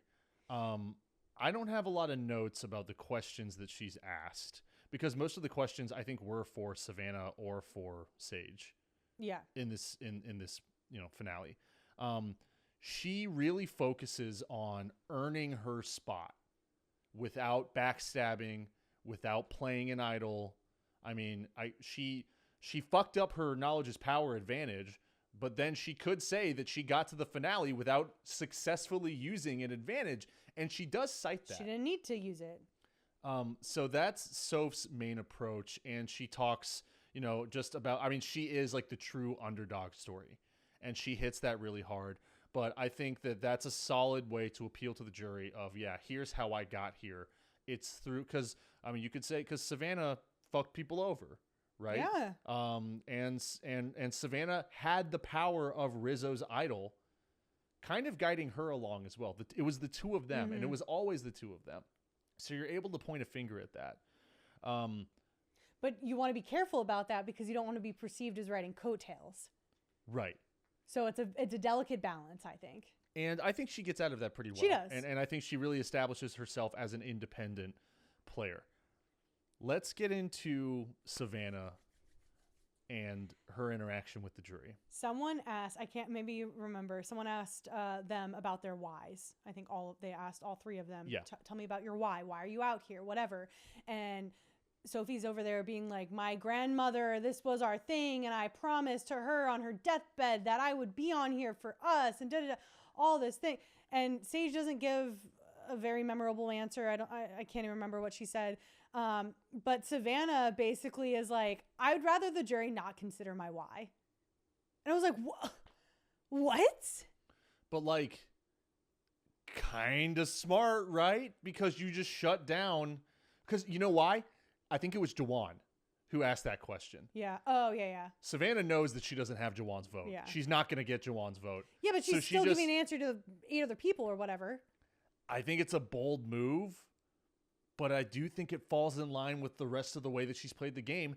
Intimidation. And just, basically being the loudest, most established voice in the room can get you really far. It can win a lot of arguments. It can make you come off as always being correct when you host a podcast, right? At the expense of your relationships with your co-hosts. Let's get into the biggest question of the night, which was, again, Christina was just going on a fucking banger here in this last episode. We got her fire montage. Jeff said she was in the lead. She was a threat because of her fire making skills. And then she drops the biggest, craziest question in the final 3. And she says, Savannah, I need you to name one family member from everyone up on the jury. And you could see the, oh shit, in Savannah's eyes. And you don't get that very often from Savannah. But you saw the oh shit in her eyes, and she's going down you have a wife, and I think you're the oldest of a few siblings, and you I don't know, you look like you might be married or something. Well, it's funny is she tries to shut Christina down as well by saying, I don't think I can do that. And Christina says, I would like for you to try. I would like for you to try. And I was like, oh shit, dropping the mic on her. And I thought this was going to do Savannah in. I thought this was going to like invalidate her. That was Christina's goal for that question, I think. And she was on some, post like follow-up podcast saying that, yeah, I asked her that because in, a lot of competitions and challenges, we as a cast would use our family members' names as motivation. So, you would have, I remember Sage's partner's names, Austin. Yeah. I wasn't even out there with her for however many days. She said his name a handful of times, and she was up there standing right next. I mean, she didn't have to name Sage's connections, but Sage was up there right next to Savannah being, I love you, Mom. I love you, Dad. I love you, Grandma. I love you, Grandpa. I love you, Austin. I love you, all her dogs' names, whatever. Like, you literally had Savannah being like, do it for so-and-so, your mom, whatever, when Christina was trying to get across that balance beam and she was like holding on for dear life and had one of the best recoveries as part of a challenge I've seen in a long time. So Savannah, you knew them and you were just cracking under the pressure. And well, I think it shows like she prides herself on, oh, I'm a reporter. I ask a bunch of questions about people. That's how I play them in the game. It's like, did you ask any questions about their personal lives? No, you were asking Christina blunt to her face, who are you voting for tonight? And Christina's over there being like, oh, I need a minute, and have to turn around. Now, I want to ask, do you think that Christina's question should have any agency over the jury? Yes. You think so? Yeah, because it's a social game. And you were exposing Savannah's social weakness, is that she didn't give a shit about anyone out here. And I do think that, like, even if you don't know, because, like, in the moment we're like, oh, shit. But the more I thought about it, I'm like, did she really think that this was going to, like, lose Savannah the entire game? And maybe that's just hindsight. No, but She made her look like a fucking fool. Oh, absolutely. Like, she humiliated her, which was sick. I'll be a little bit of a hypocrite here, though, but, like, I do sympathize with Savannah on this. And, wow, shock. I'm pro Savannah right now. But I have a memory of a goldfish, and that is not something that I shy away from. And my biggest fear, if I were to ever be in like a Big Brother situation, would be getting so close to the end and then having to do a fucking days competition where they have to sit there and be like, on day 87, Zingbot came in, and on day 42, this person was nominated for a have-not. Like, I would be fucked. So Savannah kind of fails that question miserably. And we know from that question that Christina is not voting for Savannah to win. And I think, Savannah's probably chalking that up as a loss, as a question. But something interesting that starts to happen, we get a little back and forth snippiness between Sophie and Savannah. We have Sophie saying Savannah did not vote Christina out based on strategy, based on because she was scared of her in fire. That was a component of it. But truly the Christina vote out was an emotional decision because she couldn't write Sage's name down. Yeah. And something else I want to point out about Sophie and Savannah kind of going at it in this moment is when Christina asks Savannah to list all the family members. What Sophie is doing next to her is she's shaking her head every time Savannah is getting it wrong. And she's mouthing. And she's nodding when she gets it right, because she gets like two people right. Well, because Sophie's sitting there mouthing the family members the jury members that Savannah's absolutely biffing. And you know what? Christina writes Soph's name down as her vote. I wonder if that's what flipped her. Because I thought she was going to write Sage I thought for she was sure. Too, yeah. And I wonder if it was that. Because what she does is That's a good point. She validates Christina's question when Savannah tries to shut it down. And, I ask, is that a valid question or not? Because what she does with Jawan is she takes away all credibility of that question. She basically says, well, that's not an important question and I'm going to move on. And you can choose whether you agree with that or not. But she discredits Jawan as a juror, basically. But it's up to the jury to decide what questions are important and which questions and answers will influence their final decision. So, like, not a great move, I don't think. trying to invalidate a jury member's question because they're all part of the same group. But yeah, the fact that Sophie's over there mouthing the correct answers, I just thought was hilarious. And that's a great point because I was also wondering why Christina threw Sophie a vote and why wasn't it Sage, because they were very clearly a little more closely aligned throughout the game. And then you also have Savannah saying that she never would have crossed her allies and made them go to fire together. So she was kind of spitting back at Sophie That's by a being shot. like, yeah, absolutely. They definitely took shots back and forth against each other. And yeah, I mean, then you also had Savannah too, not necessarily having to do with Sophie, but Savannah cited that she wanted to play like Kim, which was winner from many moons ago. And Kim, and this is before your Survivor watching time, but Kim had the absolute innate ability to look someone in her deep aqua blue eyes and be like, I am with you. We are doing this. Yes. And she was able to just scoop people up, make them feel loved, So supported. she's building trust. She's that building way. Okay. trust. She just people, the thing about Kim winning is people were like, she was so sincere at every move that I just trusted her wholeheartedly to move forward. So it was so fucking funny that Savannah was like, I wanted to play like Kim. I'm like, girl, you kind of played an opposite game. She than played Kim. from like intimidation. Yeah, because multiple people call her a mean girl, which we'll circle back around to as some post-finale findings and summations that I have here. And so the fact that she cited Kim, I felt like she was trying to like get like some clout, like ride some of Kim's clout with the jury being like, yeah, I'm like Kim. That's who I wanted to play like. But I'm like, that's not who you actually played like. Yeah, you played a little bit more like, you know, a Tony and a Russell Hands kind of play than maybe more than you are wanting to own up to right now. And she does take credit for basically all of the eliminations, the Hina eliminations and the Jawan elimination. And, Sure. you know, obviously she puts over her ability to make fire and all of that. And, you know, her final statement is, I think, very like pronounced. And I said it sounded hollow, but it seems to not have mattered with the jury. And I want to take Soph out of the equation here because I think that her statement was very interesting.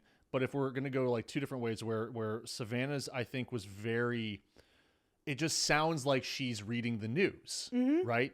Where Sage's was very human and like down to earth, but it did lack the like drive that Savannah had. Which one, I want to say as a juror, as you in the jury, what would be more important to you? I don't know that the closing argument would have a ton of weight on me. Okay. Your vote's already made up. I think my vote's made up before the closing argument because I have played with you. I know how you play. I have seen you for however many, if I'm sitting in the jury, I've seen you for however many tribals go, like you talk in tribal. Don't forget, tribals are like hours long. Yeah. They're like 5 minutes on TV, but they are sitting there and on those little stumps for hours. And Jeff is drilling this person. Each person probably gets like 10 questions plus. Yeah. In a tribal. So like the depth of information that you have as a jury before you walk in there is already so deep. And then the answers to the questions, I think, is the most important thing because they've already had opening statements. They've already answered all the questions. So I don't know how much the closing statement really weighs. Honestly, all three of them are probably exhausted up there. They still haven't eaten. I mean, well, I guess they had their like celebration breakfast or whatever. But you know, you start out in the elements. You weigh nothing. You or whatever. You're mentally exhausted. Yeah, you're mentally exhausted. You just got hammered with all these questions. You're trying to fight for your life for $1 million here. So you're probably like, I don't know, fucking just, can I have the $1 million, please? Like, That's a good final statement. Just, can I have the fucking, can you guys just give it to me? I mean, if someone said that to me, I would be like, hell yeah. Like you're kind of coming, like letting that fourth wall down and being like, this is what we all want. I just want the $1 million. I've suffered out here longer than all of you guys. equally as all of them, but I'm the one that's sitting up in front of you asking, please just give me the million. I played my heart out. I did my best. Not like Vince, but. Oh, dude, I did my best. That was. That's an embarrassing statement. I feel like to be that close to the end and just say, well, I tried my best. Oh no, I would line up with like a, yes, I was the most strategic, the most social. I outwitted, outplayed, outlast. But also my final thought would be like, and also please just give me the million. I think you're coming from like you want to give me the million. You know that I deserve it, which I do think is a strat that you can play in this situation. But at the end of the day, it comes down to a 3-way split in the votes. And Savannah is crowned our winner. Everyone of Survivor gets votes, which 49. that doesn't happen very often. That's correct. So I have the breakdown of the votes here. But before I get into that, just want to go back to Savannah's wins with all of her immunity wins, her moves when she didn't have immunity. I mean, her pitch, I think, was the strongest pitch. Oh, absolutely. Out of anyone up there. Absolutely. She did play the strongest game. She deserved to win. Yeah. Absolutely. And she, I think we've given out, outwit, outplay, outlast, and she is more often than not been a member of any of those categories for this season. Let's start with the votes for Savannah. Sure. Rizzo as a given. Duh. Nate. Duh. Given. Alex.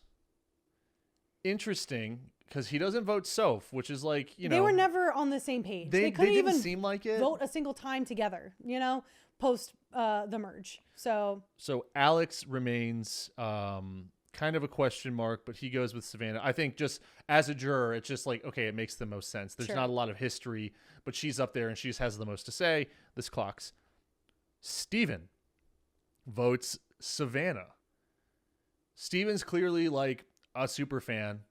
And I think, well, I want to ask the question. Ask it after you get through. Okay. Steven is a big question mark as to voting Savannah. Sophie also votes Savannah. I have a couple reasons for why I think she voted that way. One being that with the way that Sophie has presented herself this season and the way that she's conducted herself post-season in social media, cameos, etc., I very much see her coming from a place of, well, you got me out. You got the big dog out. So like respect, game, respect, game. I was going to win and you got me out, and whoever is responsible for that is going to get my vote. And I think on the TV, we saw Sage being like, oh, I got my revenge for Juwan, and Juwan's over there like, yeah, you got your revenge for me, whatever. But I don't think Sophie saw it like that. I think Sophie Segretti saw it as Savannah's move. I agree.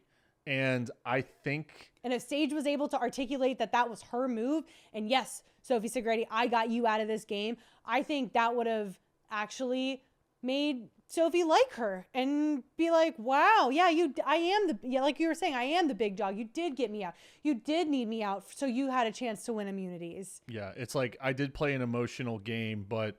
here's the strategy. It kind of didn't align with the thesis of her statement, which is I wanted you to think I was emotional when I was being strategic, where she kind of continues the narrative of, getting Sophie out was an emotional move. And again, we talk about the power of perception. As Sage, you should know that Sophie Segretti likes her ego stroked. Fucking sit up there and stroke it all night as a jury member. No. Stroke it. Stroke it, Sage. Stroke her ego. Because that's what she needed. That's what I think Sophie Segretti needed for her to place her vote somewhere. Yeah, I think you're right. And that's the jury management where it's not in game that matters. It's after the game that matters the most. Because all three of them voted her out. Sophie, Savannah, and Sage all voted Sophie Segretti out. So, okay, who owns the move? Right? Yeah. I guess that's a weaker moment in Sage's. The person who strokes Sophie Segretti ego the most gets credit for that move. And that's what Savannah did. That's what Savannah did.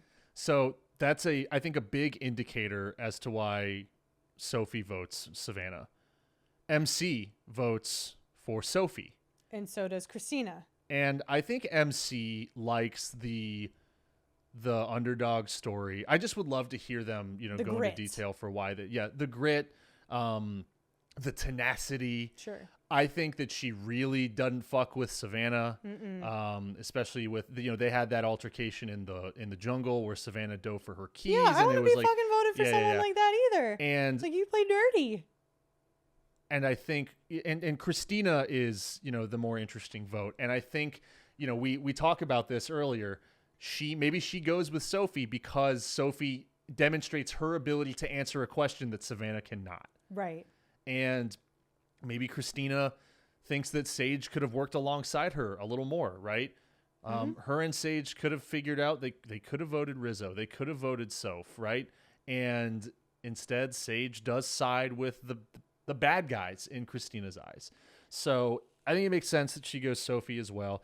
And Jawan, our guy, votes Sage. Like he tells Jeff, I'm playing with my heart, not my head. That's who I am as a person. I respect owning that. Yeah, right? absolutely. And saying, this is my game. And also, and that was his biggest ally. Well. Yeah. Throughout the whole thing. So, like, of course, like, me being a jury member, like, am I voting for the person who I think played the best game? Yes. But I'm also awarding it to who I think who deserves it, right? Who like, so yeah, if we're working closely together, I know intimately how you played this game. How maybe some other people up here don't understand it, and they can't understand it because they didn't sit next to you and play it with you the whole time. So yeah, I know that Sage played a kick-ass game. So I'm giving her my vote because I think she should win. And it not be based on whoever wins the most immunity necklaces. So I completely respect him for that. I think Steven's vote was probably a little bitter. I think he was also voting for I have to uphold the integrity of the game to vote for the person who won the most immunities and was in the alliance and did the check things, right? So I think his felt a little more mechanical to me than like fully wrapping it in a nice bow and being like, yes, this is why. So you're saying it was kind of narrow-minded. Yes, I think I was shocked he didn't give a vote either, mostly to Sage. Again, I don't think Sage managed that jury vote very well. Well, and that's what leads me to my question is, was anyone on this jury bitter in their vote? I think all of them will sit there and be like, I wasn't bitter. I made an executive decision, whether it be with my head or my heart, and it wasn't revenge and it wasn't bitterness, because people don't like the audience doesn't like a bitter jury, right? So I think every single one of these people on that jury will sit there and be like, no, I wasn't a bitter juror. I think Steven was a bitter juror. You think just Steven? I think it was Steven. I think it was also MC because she didn't vote for Savannah. I am shocked though that MC didn't go with Sage a little bit, because I believe there was a like reel or something that I saw that they were saying that Sage and MC kind of locked eyes on Ponderosa before. They had no like really communication, but they were like kind of like soul sisters to each other. They were excited to play the game with each other, right? So like they had that underlying maybe like intangible, like, we're soul sisters or whatever. Mm-hmm. So I was a little shocked on that one. Christina was definitely bitter towards Savannah. She was not going to give Savannah a vote. Again, surprised she didn't go with Sage. I think there was an opportunity for a Sage vote there, but I think maybe Sophie won Christina over and closer to the end there. I don't think Nate was bitter. I think Nate was going to, tried and true, stick with Uli. I think, Rizzo obviously was going to vote for his number one in the game. Alex, who fucking knows what he was doing? I don't know why he was voting. I don't think he knew what he was doing in the middle of the game. Well, the reason that I wrote down the question of who is bitter is back to call back to that question that Steven asks of why did she vote out when everyone that was in the majority, mm-hmm. and the people that were voted out all speak up. They cut off Sage in her response. They say, but that didn't matter. That means that they didn't like her answer. Mm-hmm. And I think it came from a personal place. Yeah. And I think anyone who chirped up in that moment brought varying degrees of bitterness in their decision making. I think that's why Sage was so upset. I think namely Steven, MC, and Christina. I think that Sophie is playing that, well, I got to respect the person that they got me out, my biggest competitor, because their games were the closest. Mm-hmm. And so she's like, I think Savannah played the game that Sophie would have also played. Mm-hmm. And had she been in those unique opportunities where her number one has an idol or whatever. So is being a bitter jury member ever warranted, in your opinion? Listen, I'm a bitter bitch. So I think I would have a hard time up there. So I don't think the jury is the jury. There are 7, 8, 9, however many people there are up there voting for the winner. It doesn't matter what me as a viewer thinks. It doesn't. It matters what those 9 people deem the best game of. This isn't vote in on your phone on American Idol for your favorite person to win. Mm-hmm. That's not what it is. It is the people who played the game with these people. Do they think they deserve $1 million for playing the game that they did? And if someone hurt you, and if someone blindsided you and wasn't what you didn't feel as respectful to your game, I think the votes fall where they fall. And that's it. And anything or nothing could be at play. It could be Absolutely. It could be one thing, or it could be everything. Absolutely, 100%. Now, if you blindsided me and then I watched you play a fucking untouchable game, untouchable, and the other 2 people very clearly didn't do jack shit, yeah, I'd probably vote for you. But I mean, I'm not going to vote for someone to win $1 million who I think is maybe a shitty person, or, is a mean girl or guy. Oh, interesting. Or yeah, if you have this air about you, and I have this perception of you that, you attack me in some kind of personal way, then no. Do I want to give you $1 million? Fuck no. Fuck no. I think if you play, and I don't think Savannah played dirty. No, I'm not. Yeah. I think if you play dirty, that is without a question, that's a warranted bitter jury. Yeah, would you? I'll turn the question back on you. I mean, again, it's so hard because we're sitting in our living room and got to get off the couch and apply. Right. But I do think that being chosen to be on the show is, you're not just chosen to compete, you are chosen to be a member of the jury as well. I think that's part of the role that you're given. Sure. And I think that you have to be, I think being unbiased is important as the focus. I think that there's obviously going to be things at play, like your allies, etc. But I think you have to go in there remaining as pure as you can in thinking about your decisions. I have a better answer for you. What? I think just say the final 3, they're all starting on the same ground, right? Just in general, right? You haven't played with them, right? You don't know who they're going to be, right? So there's even ground, right? In all the hypotheticals at the beginning of the game. And if you piss me off on a personal level, if you're a bitch to me, if you are lying unnecessarily to my face, that's not game related or whatever, then you go down. Mm-hmm. You go down. And the people that were starting off at net neutral, they might go up. They also might go down, depending on what. And they might go up above the baseline. That just means you down here that pissed me off, you got a lot of ground to make up to get me to vote for you. So I don't think it's impossible. I don't think I'm just going to be roll over and be I'm bitter, so fuck you. No, you still have the opportunity to convince me, but you're going to have a lot more work to do than maybe the other 2 people that you're sitting next to. So I'll buckle up and wait for it. I have a feeling that a lot of these people switched during this jury segment. I think so. And Sure. I think it comes down to Sage not taking ownership of fucking over everyone else. Mm-hmm. And Savannah does. And you know, they both in every instance where they voted the same. It's been for different reasons. Yes, it's been for different reasons, but Sage basically, it comes down to I did what I had to do to survive. Savannah says, well, this is what I wanted. Yeah.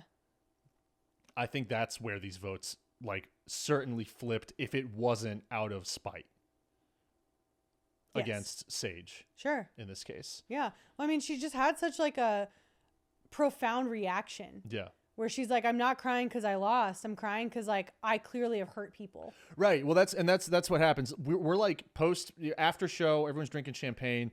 Jawan spilling champagne all over himself is amazing, by the way. That for him. And I don't know. He's just very likable. He is. Right. We're like getting a little bit from Alex about what it was like to see, to be with Jake when he was bitten by the snake and medically evacuated from the show. And then that's when we see Sage is, I think, talking to Christina and Jawan and maybe Steven. And like they're whispering, and it looks like they're just like whispering something. And then you realize like, oh, she like is not showing her face because she's having like a fucking meltdown right now. Yeah. And yeah, it's like, I think the people that are in your alliance and who you ride with are gonna, you know, vote to, if you make it to the end, no matter how you make it, even if it is blindsiding you, that, you know, you're going to give them credit. And I think that in that moment, Sage is looking at this as a 100% bitter jury. Yeah. Of, oh, everyone is pissed at me for what I did. When I wouldn't say that that is the case, because I think it comes down to just the way that she explains it, right? Or failed to explain it. But has that ever happened before, or to your memory? Anyone kind of breaking down like that post finale, post jury? I don't think so. To that level, no. I'm sure people have like sat there stoic because they're furious that they just missed out on $1 million. I mean, the biggest outburst that I can recall isn't at the finale, but it's from Liz a few seasons ago, who she came into the game and she was like, basically like, I'm a millionaire. I have successful businesses. I don't need the money. I'm coming out here to like just dominate, basically. And I think it was someone didn't pick her for a reward. And she was just like having a fucking meltdown. And Jeff's like, are you okay? And she's over there and she just stomps on the ground. She goes, I'm pissed. Nice. And like everyone was like, oh, what the fuck? And that was like the biggest outburst that like I think I can remember on Survivor is that specific moment. So like, I think that's more embarrassing. Like, I don't think what happened to Sage is embarrassing so much as just like, fuck, dude. Like, you can tell how like empathetic of a person she is, absolutely. and like how deeply affected. Throwing a tantrum is, I think, like, again, like you got to keep it together. Like the game's over. It was just TV candy for me though. I loved it. Oh, I'm sure. But no, I think it was two things crashing in all at once. She didn't get. Three things, I think, is that she didn't get the win, which maybe she thought she was going to get because she dropped the fact that she was this like, you know, crazy, smart and physical person, right? That people didn't realize because of who she actually is in the real world. So I think that was coming to a head. I think it was, she didn't have who she thought she had as votes and she only got one vote. And then it turned into with some of the questions that I was asking, how I answered and how the votes lie, like it must be personal. It must be bitterness. It must be I completely fucked up and people are mad at me. And then you have everyone, no, that's not what it was. Well, I do think like that's a really tough moment, but I do also think it takes away from everyone else's moment to be quizzed by Jeff. It takes away from Alex, right? Alex has his moment to talk about whatever was going on with Jake.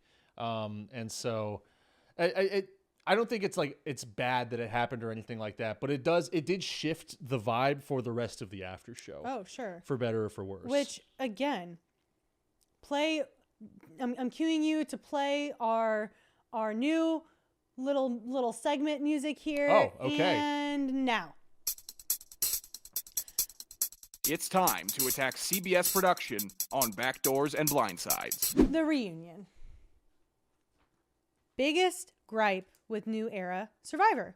is the fact that there's no reunion. We just go from Final 3 straight to the vote, straight to the reading of the vote by Jeff. We're staying in Fiji. It's the same night. One, as a viewer, I liked the little visual little hee moment of Jeff taking the urn with the votes in it, and he walks through the jungle, and then TV magic happens, and he is walking through the fake jungle on a set, and he has the same urn, and the audience is applauding when Jeff comes out on stage. I just miss that. It is so fun to watch. It is just like, hell yeah, man. He gets on the boat. He's on a plane with it. It makes it look like some big adventure of him coming back to the States, back to this reunion. Secondly, I like to see everyone glitzed and glamored up.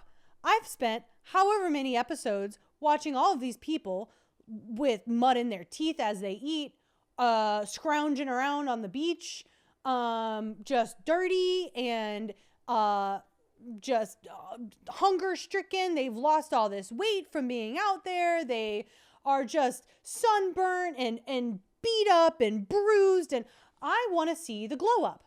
Yeah. I want to see them all sitting there smiling in their glitzy, glamoury dresses and their tuxes and their whatever for the reunion, and be like, oh my gosh, is that Savannah? Like, she looks like nothing like she looked on the island. Like, that's great. Like, I like the kind of big re-reveal of them, if you will.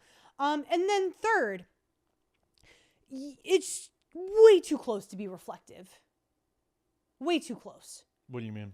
As this Sage moment, for example, would you have gotten her crying? Probably not. But you would have got a more external point of view, reflective. You would have just watched your entire season, and you would have been able to articulate a little bit more. Same with the jury. Mm-hmm. They haven't seen anything, no one's seen anything. They're going off of what they only know, what the jury has talked about amongst each other, and what the Final 3 has been able to pitch to them. So they have no idea what actually is being edited versus not being edited. So I think it gives the jury a chance to be like, oh yeah, like everyone saw that this happened, but did you know that there was also this? They can add context and add some additional insight. And I'm pissed that they took that away, and they say, oh, it's for, logistics. Or no, they're trying to save a buck. That's what they're doing, because the people who would return to the reunion show would get a $10K bonus. Oh, really? Mm-hmm. Allegedly. So you are incentivized to come to the reunion and to take time out of your schedule and fly out to LA and sit there and do the whole thing, because you got extra $10,000. Hell yeah, I'd go out to LA for that. Hell yeah. And they're like, oh, well, like everyone's in the same place and it's just easier. No. You did fucking 40 seasons of that. So don't tell me now that you've solved the problem in the last 10 seasons. Give it to me. Is it live when they do that? Yes. Historically? Yeah, that'd be so much better. Yes. That'd be so much better. Absolutely. And then you get them sitting there and for the first, 30 seconds as it cuts back to the actual taping of the finale, and you see their little box in the corner of them like, oh wow, look, that's me crazy on the beach. I haven't eaten in days. And now I'm sitting here in my glittery dress, and it's just great. Any other reasons to attack CBS while we're on the subject? No, not attack. That's just the big one. That's just more, it's not even really an attack. It's just more so disappointment as a fan. I just want them to bring it back. But I will say one thing that did end in season 46 was the Sia prize. Sia as in the singer, the I'm going to cover my face and you're going to see half my black hair and half my white hair. That's Sia. Mm-hmm. Yeah, she used to give away money to just her favorite player. That's pretty cool. So like, not only were you maybe competing, like there's no America's favorite like in Big Brother, right?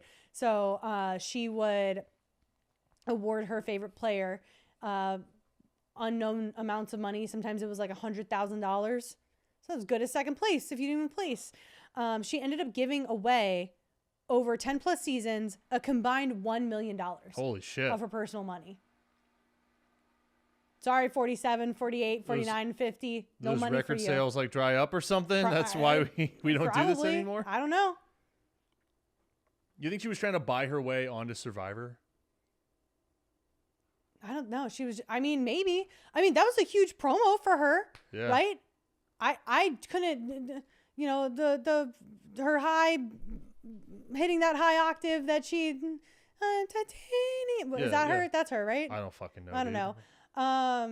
Yeah, shoot me down, titanium. Yeah, that was her. Anyway, I digress. She swings from the chandelier. Yeah, swinging from the yeah. Sorry.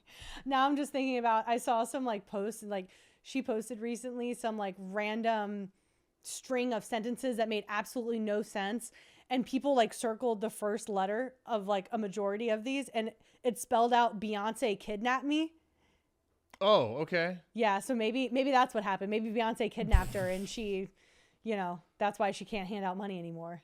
I do love the idea that we can just we're getting a call and we have a cash prize available to just this person and make other people. That's like another way to make people bitter on the beach. But I mean, I would say that the sanctity of the game is best left untouched by celebrities outside of the Survivorverse, which is not something that they hold sacred based on the trailer for Survivor 50. We will address Survivor 50 a little later on. But I mean, at this rate, it's going to be New Year's before we finish the episode. So well, we have our post finale findings and summations is what I'm calling it. Really quick, I just want to say, game losing move for Sophie not taking Rizzo's idol. That's where she sealed her fate, and that she wasn't going to pull it out. And followed then closely behind with not getting Savannah out multiple times when she had talked about it to other people and other people had talked about it to her. Well, and that's where Sage lost the game, and I think it's specifically when they voted out Steven. Yes. I think that her voting out Steven is what officially lost, because I think they get Sophie because there's a chance to take a shot at a big competitor who was not working with them, right? She was kind of playing the middle / being kind of forming bonds with Savannah. So I don't think and she did tattle on Sage and Juwan. Right. And MC being voted out, that was like a scramble. We got to figure out what we can make happen here because Savannah won immunity, right? Steven is where it was the real head scratcher. So I think that's where she lost. Although I will say that the revenge vote did not help, and she should have at least spun it a different way. Mm-hmm. That's what lost their games. But yeah, let's run some of these post-season metrics. Let's run that back. A season of failed idols and advantages. Okay. We couldn't have, and okay, one little tidbit of, you know, play a siren or something from our complain about CBS segment here. I think they meddled too much with production. They have all these advantages, and Savannah wins immunity, but she also gets the advantage of going back to the losing group, and she gets to influence, and then she gets to keep a vote, and not, you know what? Just let them play. Yeah, old heads really don't like all the advantages and idols that get thrown into the game. I don't mind them, but when they have a season like this, not one was used successfully. Pissed. Give me a huge blind. Then it's like, what's the point? Give me a Malcolm with his idol blind side. That's what I need from several seasons ago.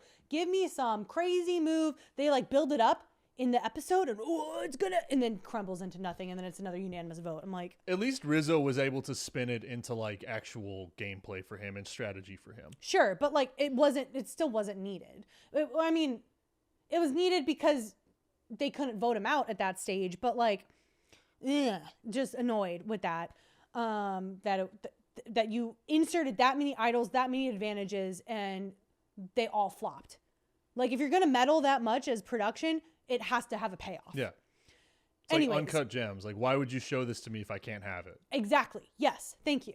So now is a big push for one of my favorite accounts, Survivor Fact Checker. Shout out to them. They run great polls. They have some great stats and some great info. This might as well be the Survivor Fact Checker segment, an homage to them. So they were running a poll, and these are unofficial results. It was when I voted. It was like 7 or 8 hours. I checked these After I voted on their poll, they had a poll for every single player. They were asking the question of who would you like to see return? And for example, you would have Sophie's photo up there and you could say yes, maybe, or no for would you like to see this player return? And so I have stats. I have them grouped into an overwhelming positive response for yes, we want to see these people back on our TV screens, to a mixed bag of like, yeah, like I wouldn't be mad if I saw them. And then an overwhelming negative group of people who was like, absolutely fucking not. I don't want to see them ever again. And this is the poll results for those. So before I get into the poll results, I want to ask you who you think the number one person was, with 68% of the vote saying yes, they would like to see them again. 1 second.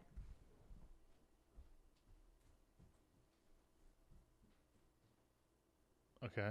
I guess I'm vamping. My wife just ran out of the studio. I need a charger, like right now. Oh, for your laptop?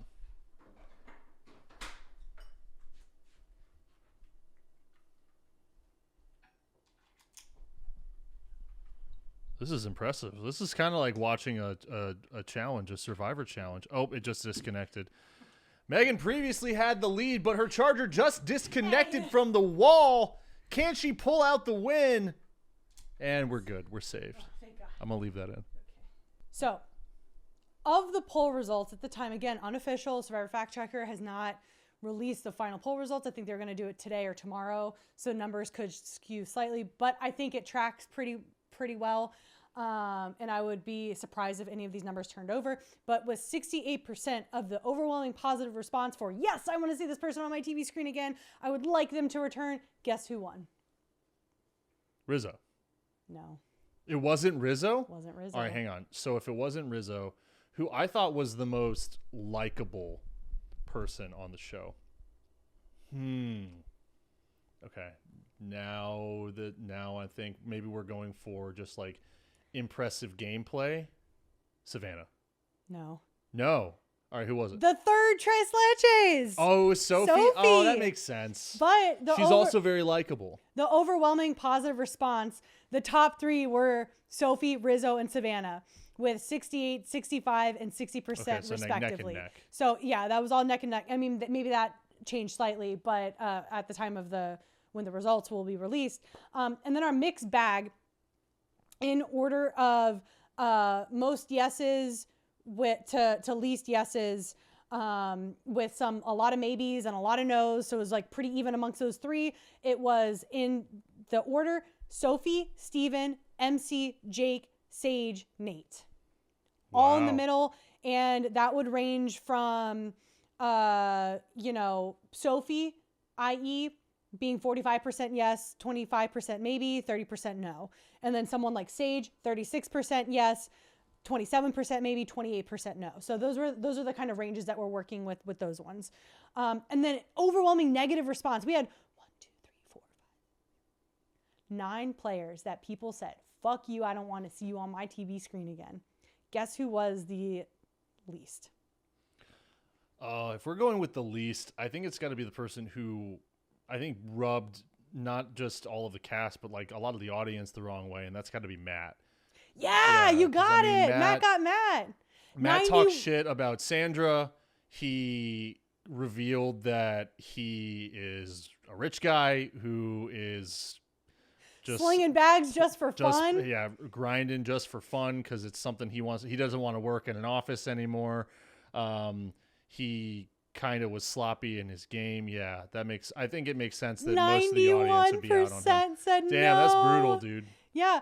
One that I was surprised about, though, the top of that list with 53% no was Jawan. People hate him in the comments. Know, and I think it's I everyone says it's because of the way that he like handles himself, where I don't know, he is less direct when he speaks, and I think that he is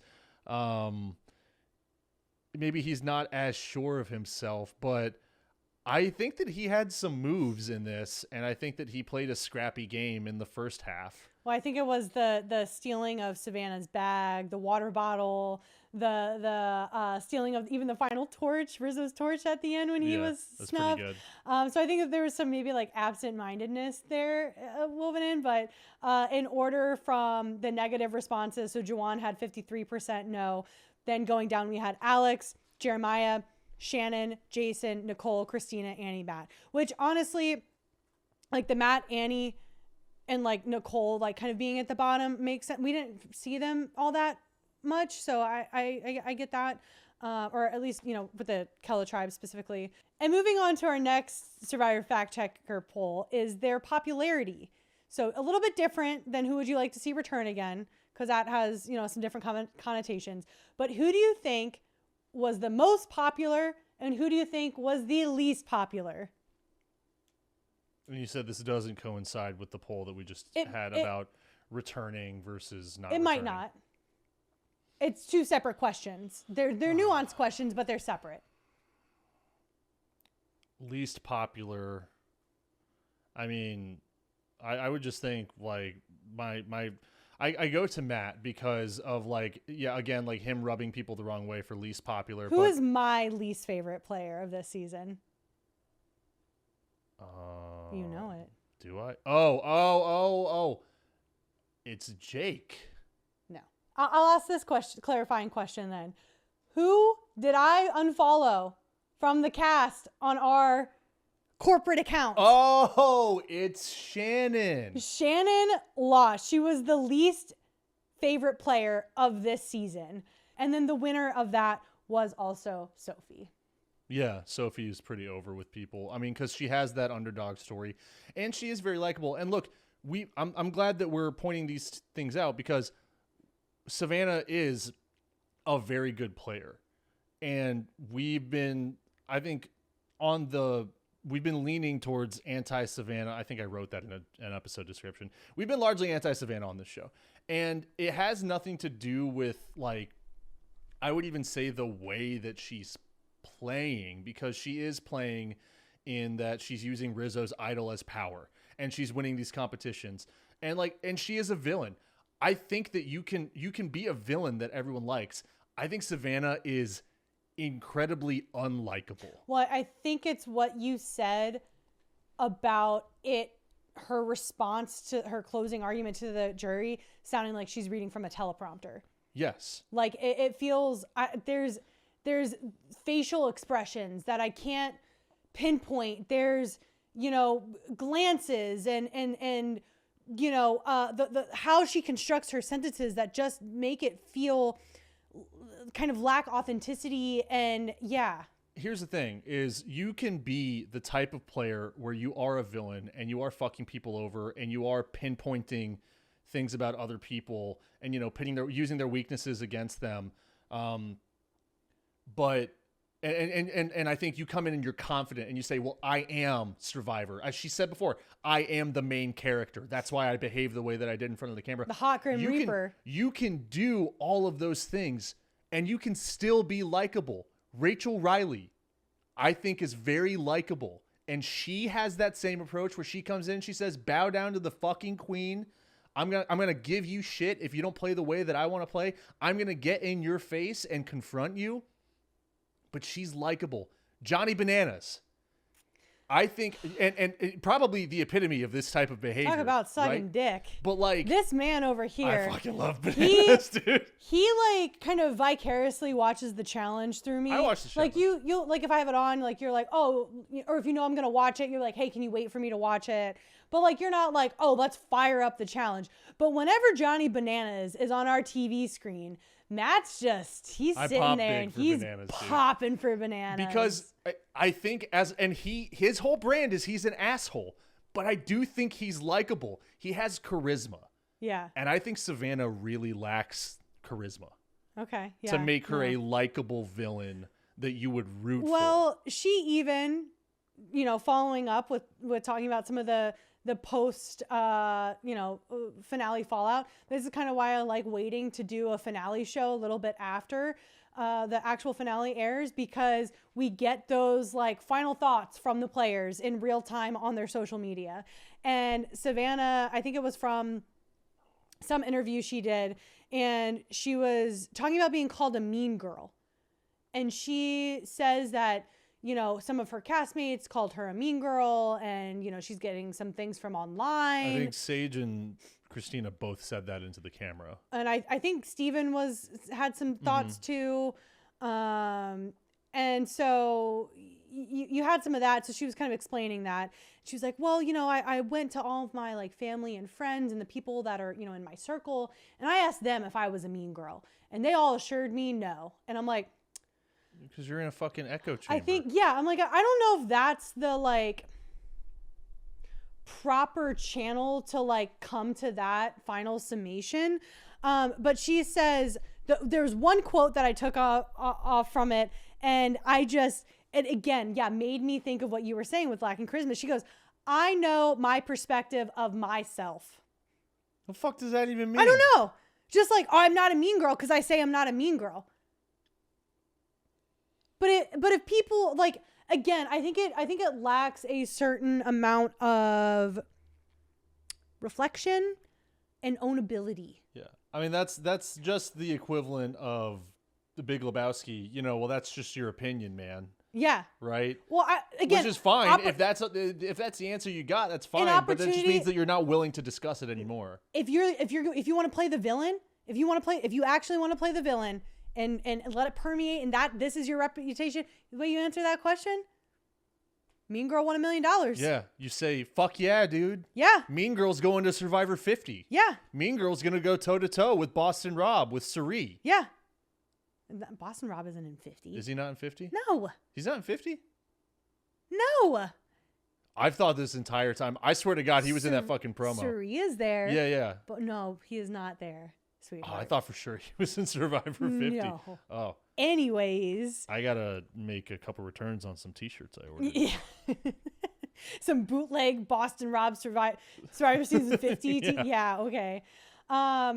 And just one other thing I wanted to add here, again from Survivor Fact Checker, shout out. They talk a lot about EDGIC, which is editing. Whoa, hey, family show. Editing logic. Oh. It's a mashup of 2 words, editing logic.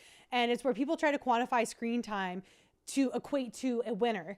And I went back through all of their posts. They posted something, I think every episode, where it kind of like ranked each person who's getting the most screen time versus, you know, everyone else. And Sophie and Savannah teetered between being #1 as the winner of Survivor since the very beginning, based on the editing logic. So I just thought that was like kind of fun. And we talked about that, I think, about like halfway through the show, of like how it was starting to look. Yeah, absolutely. Savannah, winner of $1 million.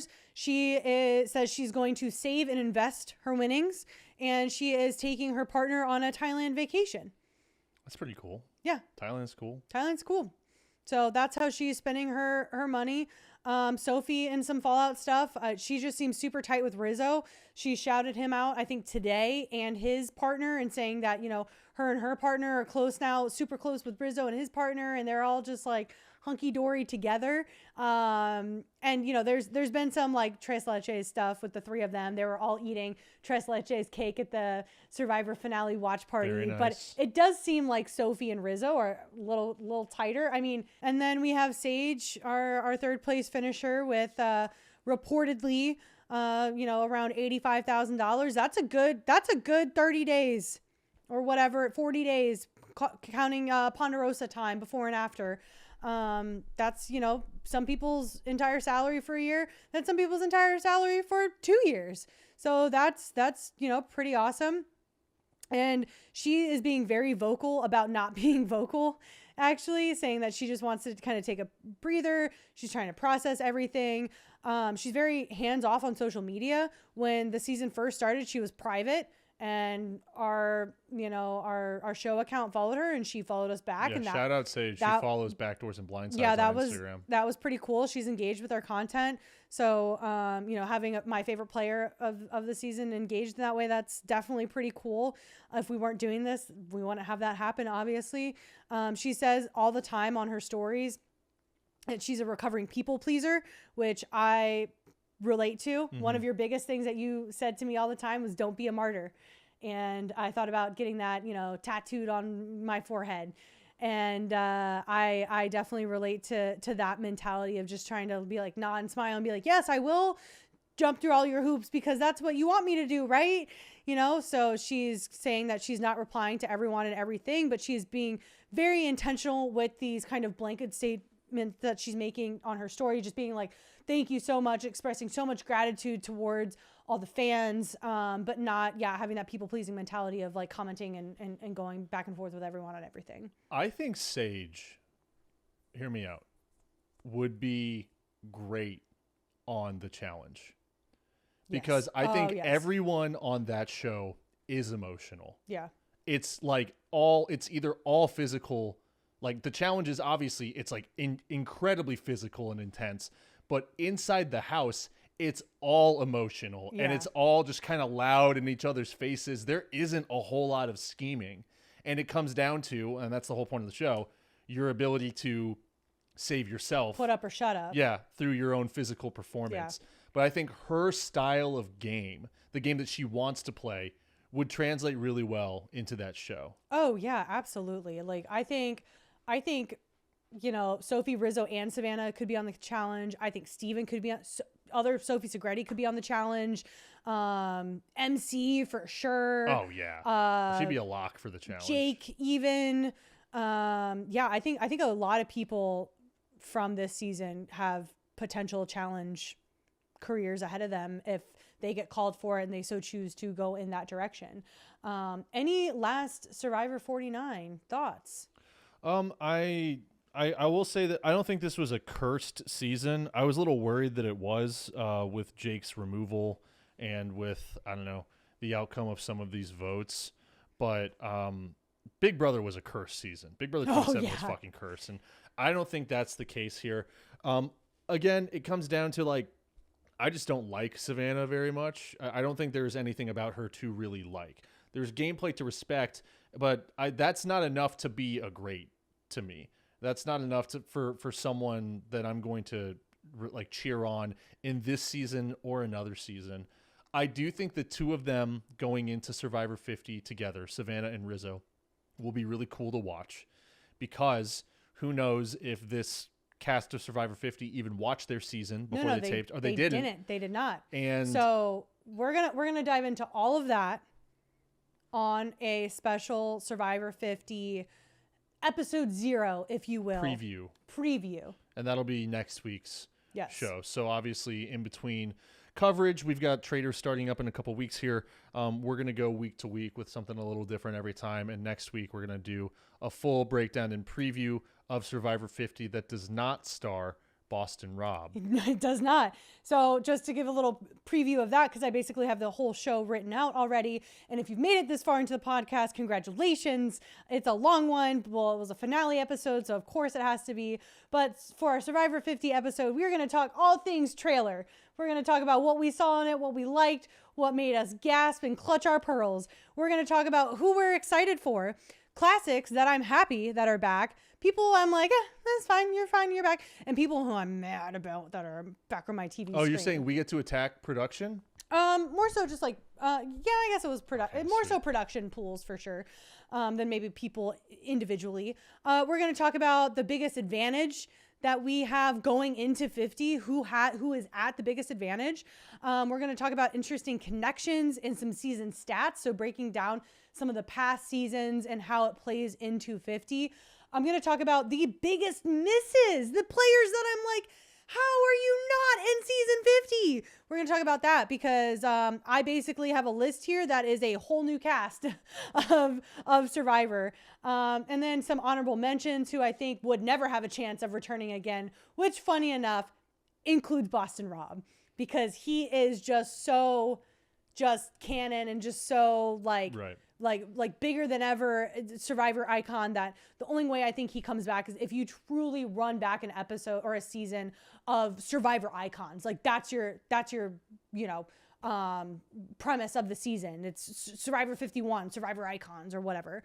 And then just some fun stats about season 50 as we head into it. So stay tuned for that and all of our thoughts, and mostly yeah, me talking about some more in-depth Survivor stuff, and we might be playing along and watching the 2 weeks leading up to Survivor 50. They said they will be airing some key episodes from the key players of this upcoming season.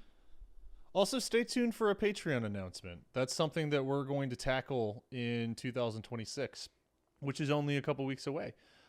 Sage follows us. Yeah, fucking Jesus Christ, dude. Sage follows us on Instagram, and you should too, at Backdoors and Blindsides on Instagram. We're also at Backdoors and Blindsides on Threads, at Backdoor Podcast on X, and we have full video episodes on YouTube. That gets a lot of run. We also post reels and shorts to YouTube, so be sure to subscribe on that platform, even if you get your podcast through a different way. The Spotify app, the Apple Podcasts app, Amazon Prime, the download from a fucking third-party source. I don't care. Subscribing to the YouTube channel is a huge help to us. Following the Instagram is a huge help to us. Feed that algorithm so that our shit can get out there to new people who can get down with the show. And as we are playing a little bit of, we have a little bit of downtime in between season coverages, it's a great time for people to get caught up on the entire season of Big Brother 27 or Survivor 49. Share the podcast with them if you know someone who is going to be binging it instead of watching it live. Just a little bit of a supplement they can listen to at work, whatever. All right, I'm done grifting. But this is the end of our second season of the show. 21 episodes in, about half of the year. Most podcasts don't make it past 10, and definitely not the hours of content that we've recorded. So if you stuck with us the entire time, fuck yeah. If you found us somewhere along the way, fuck yeah. We are going to continue growing the show and covering new stuff. I'm not kidding about Home Alone 3. I'm kind of down to make something work in the near future. But until next week, where we cover the preview of Survivor 50, we are live inside of our living room, not on the beach. I'm Matt. And I'm Meg. We are Backdoors and Blindsides. The vibe has spoken.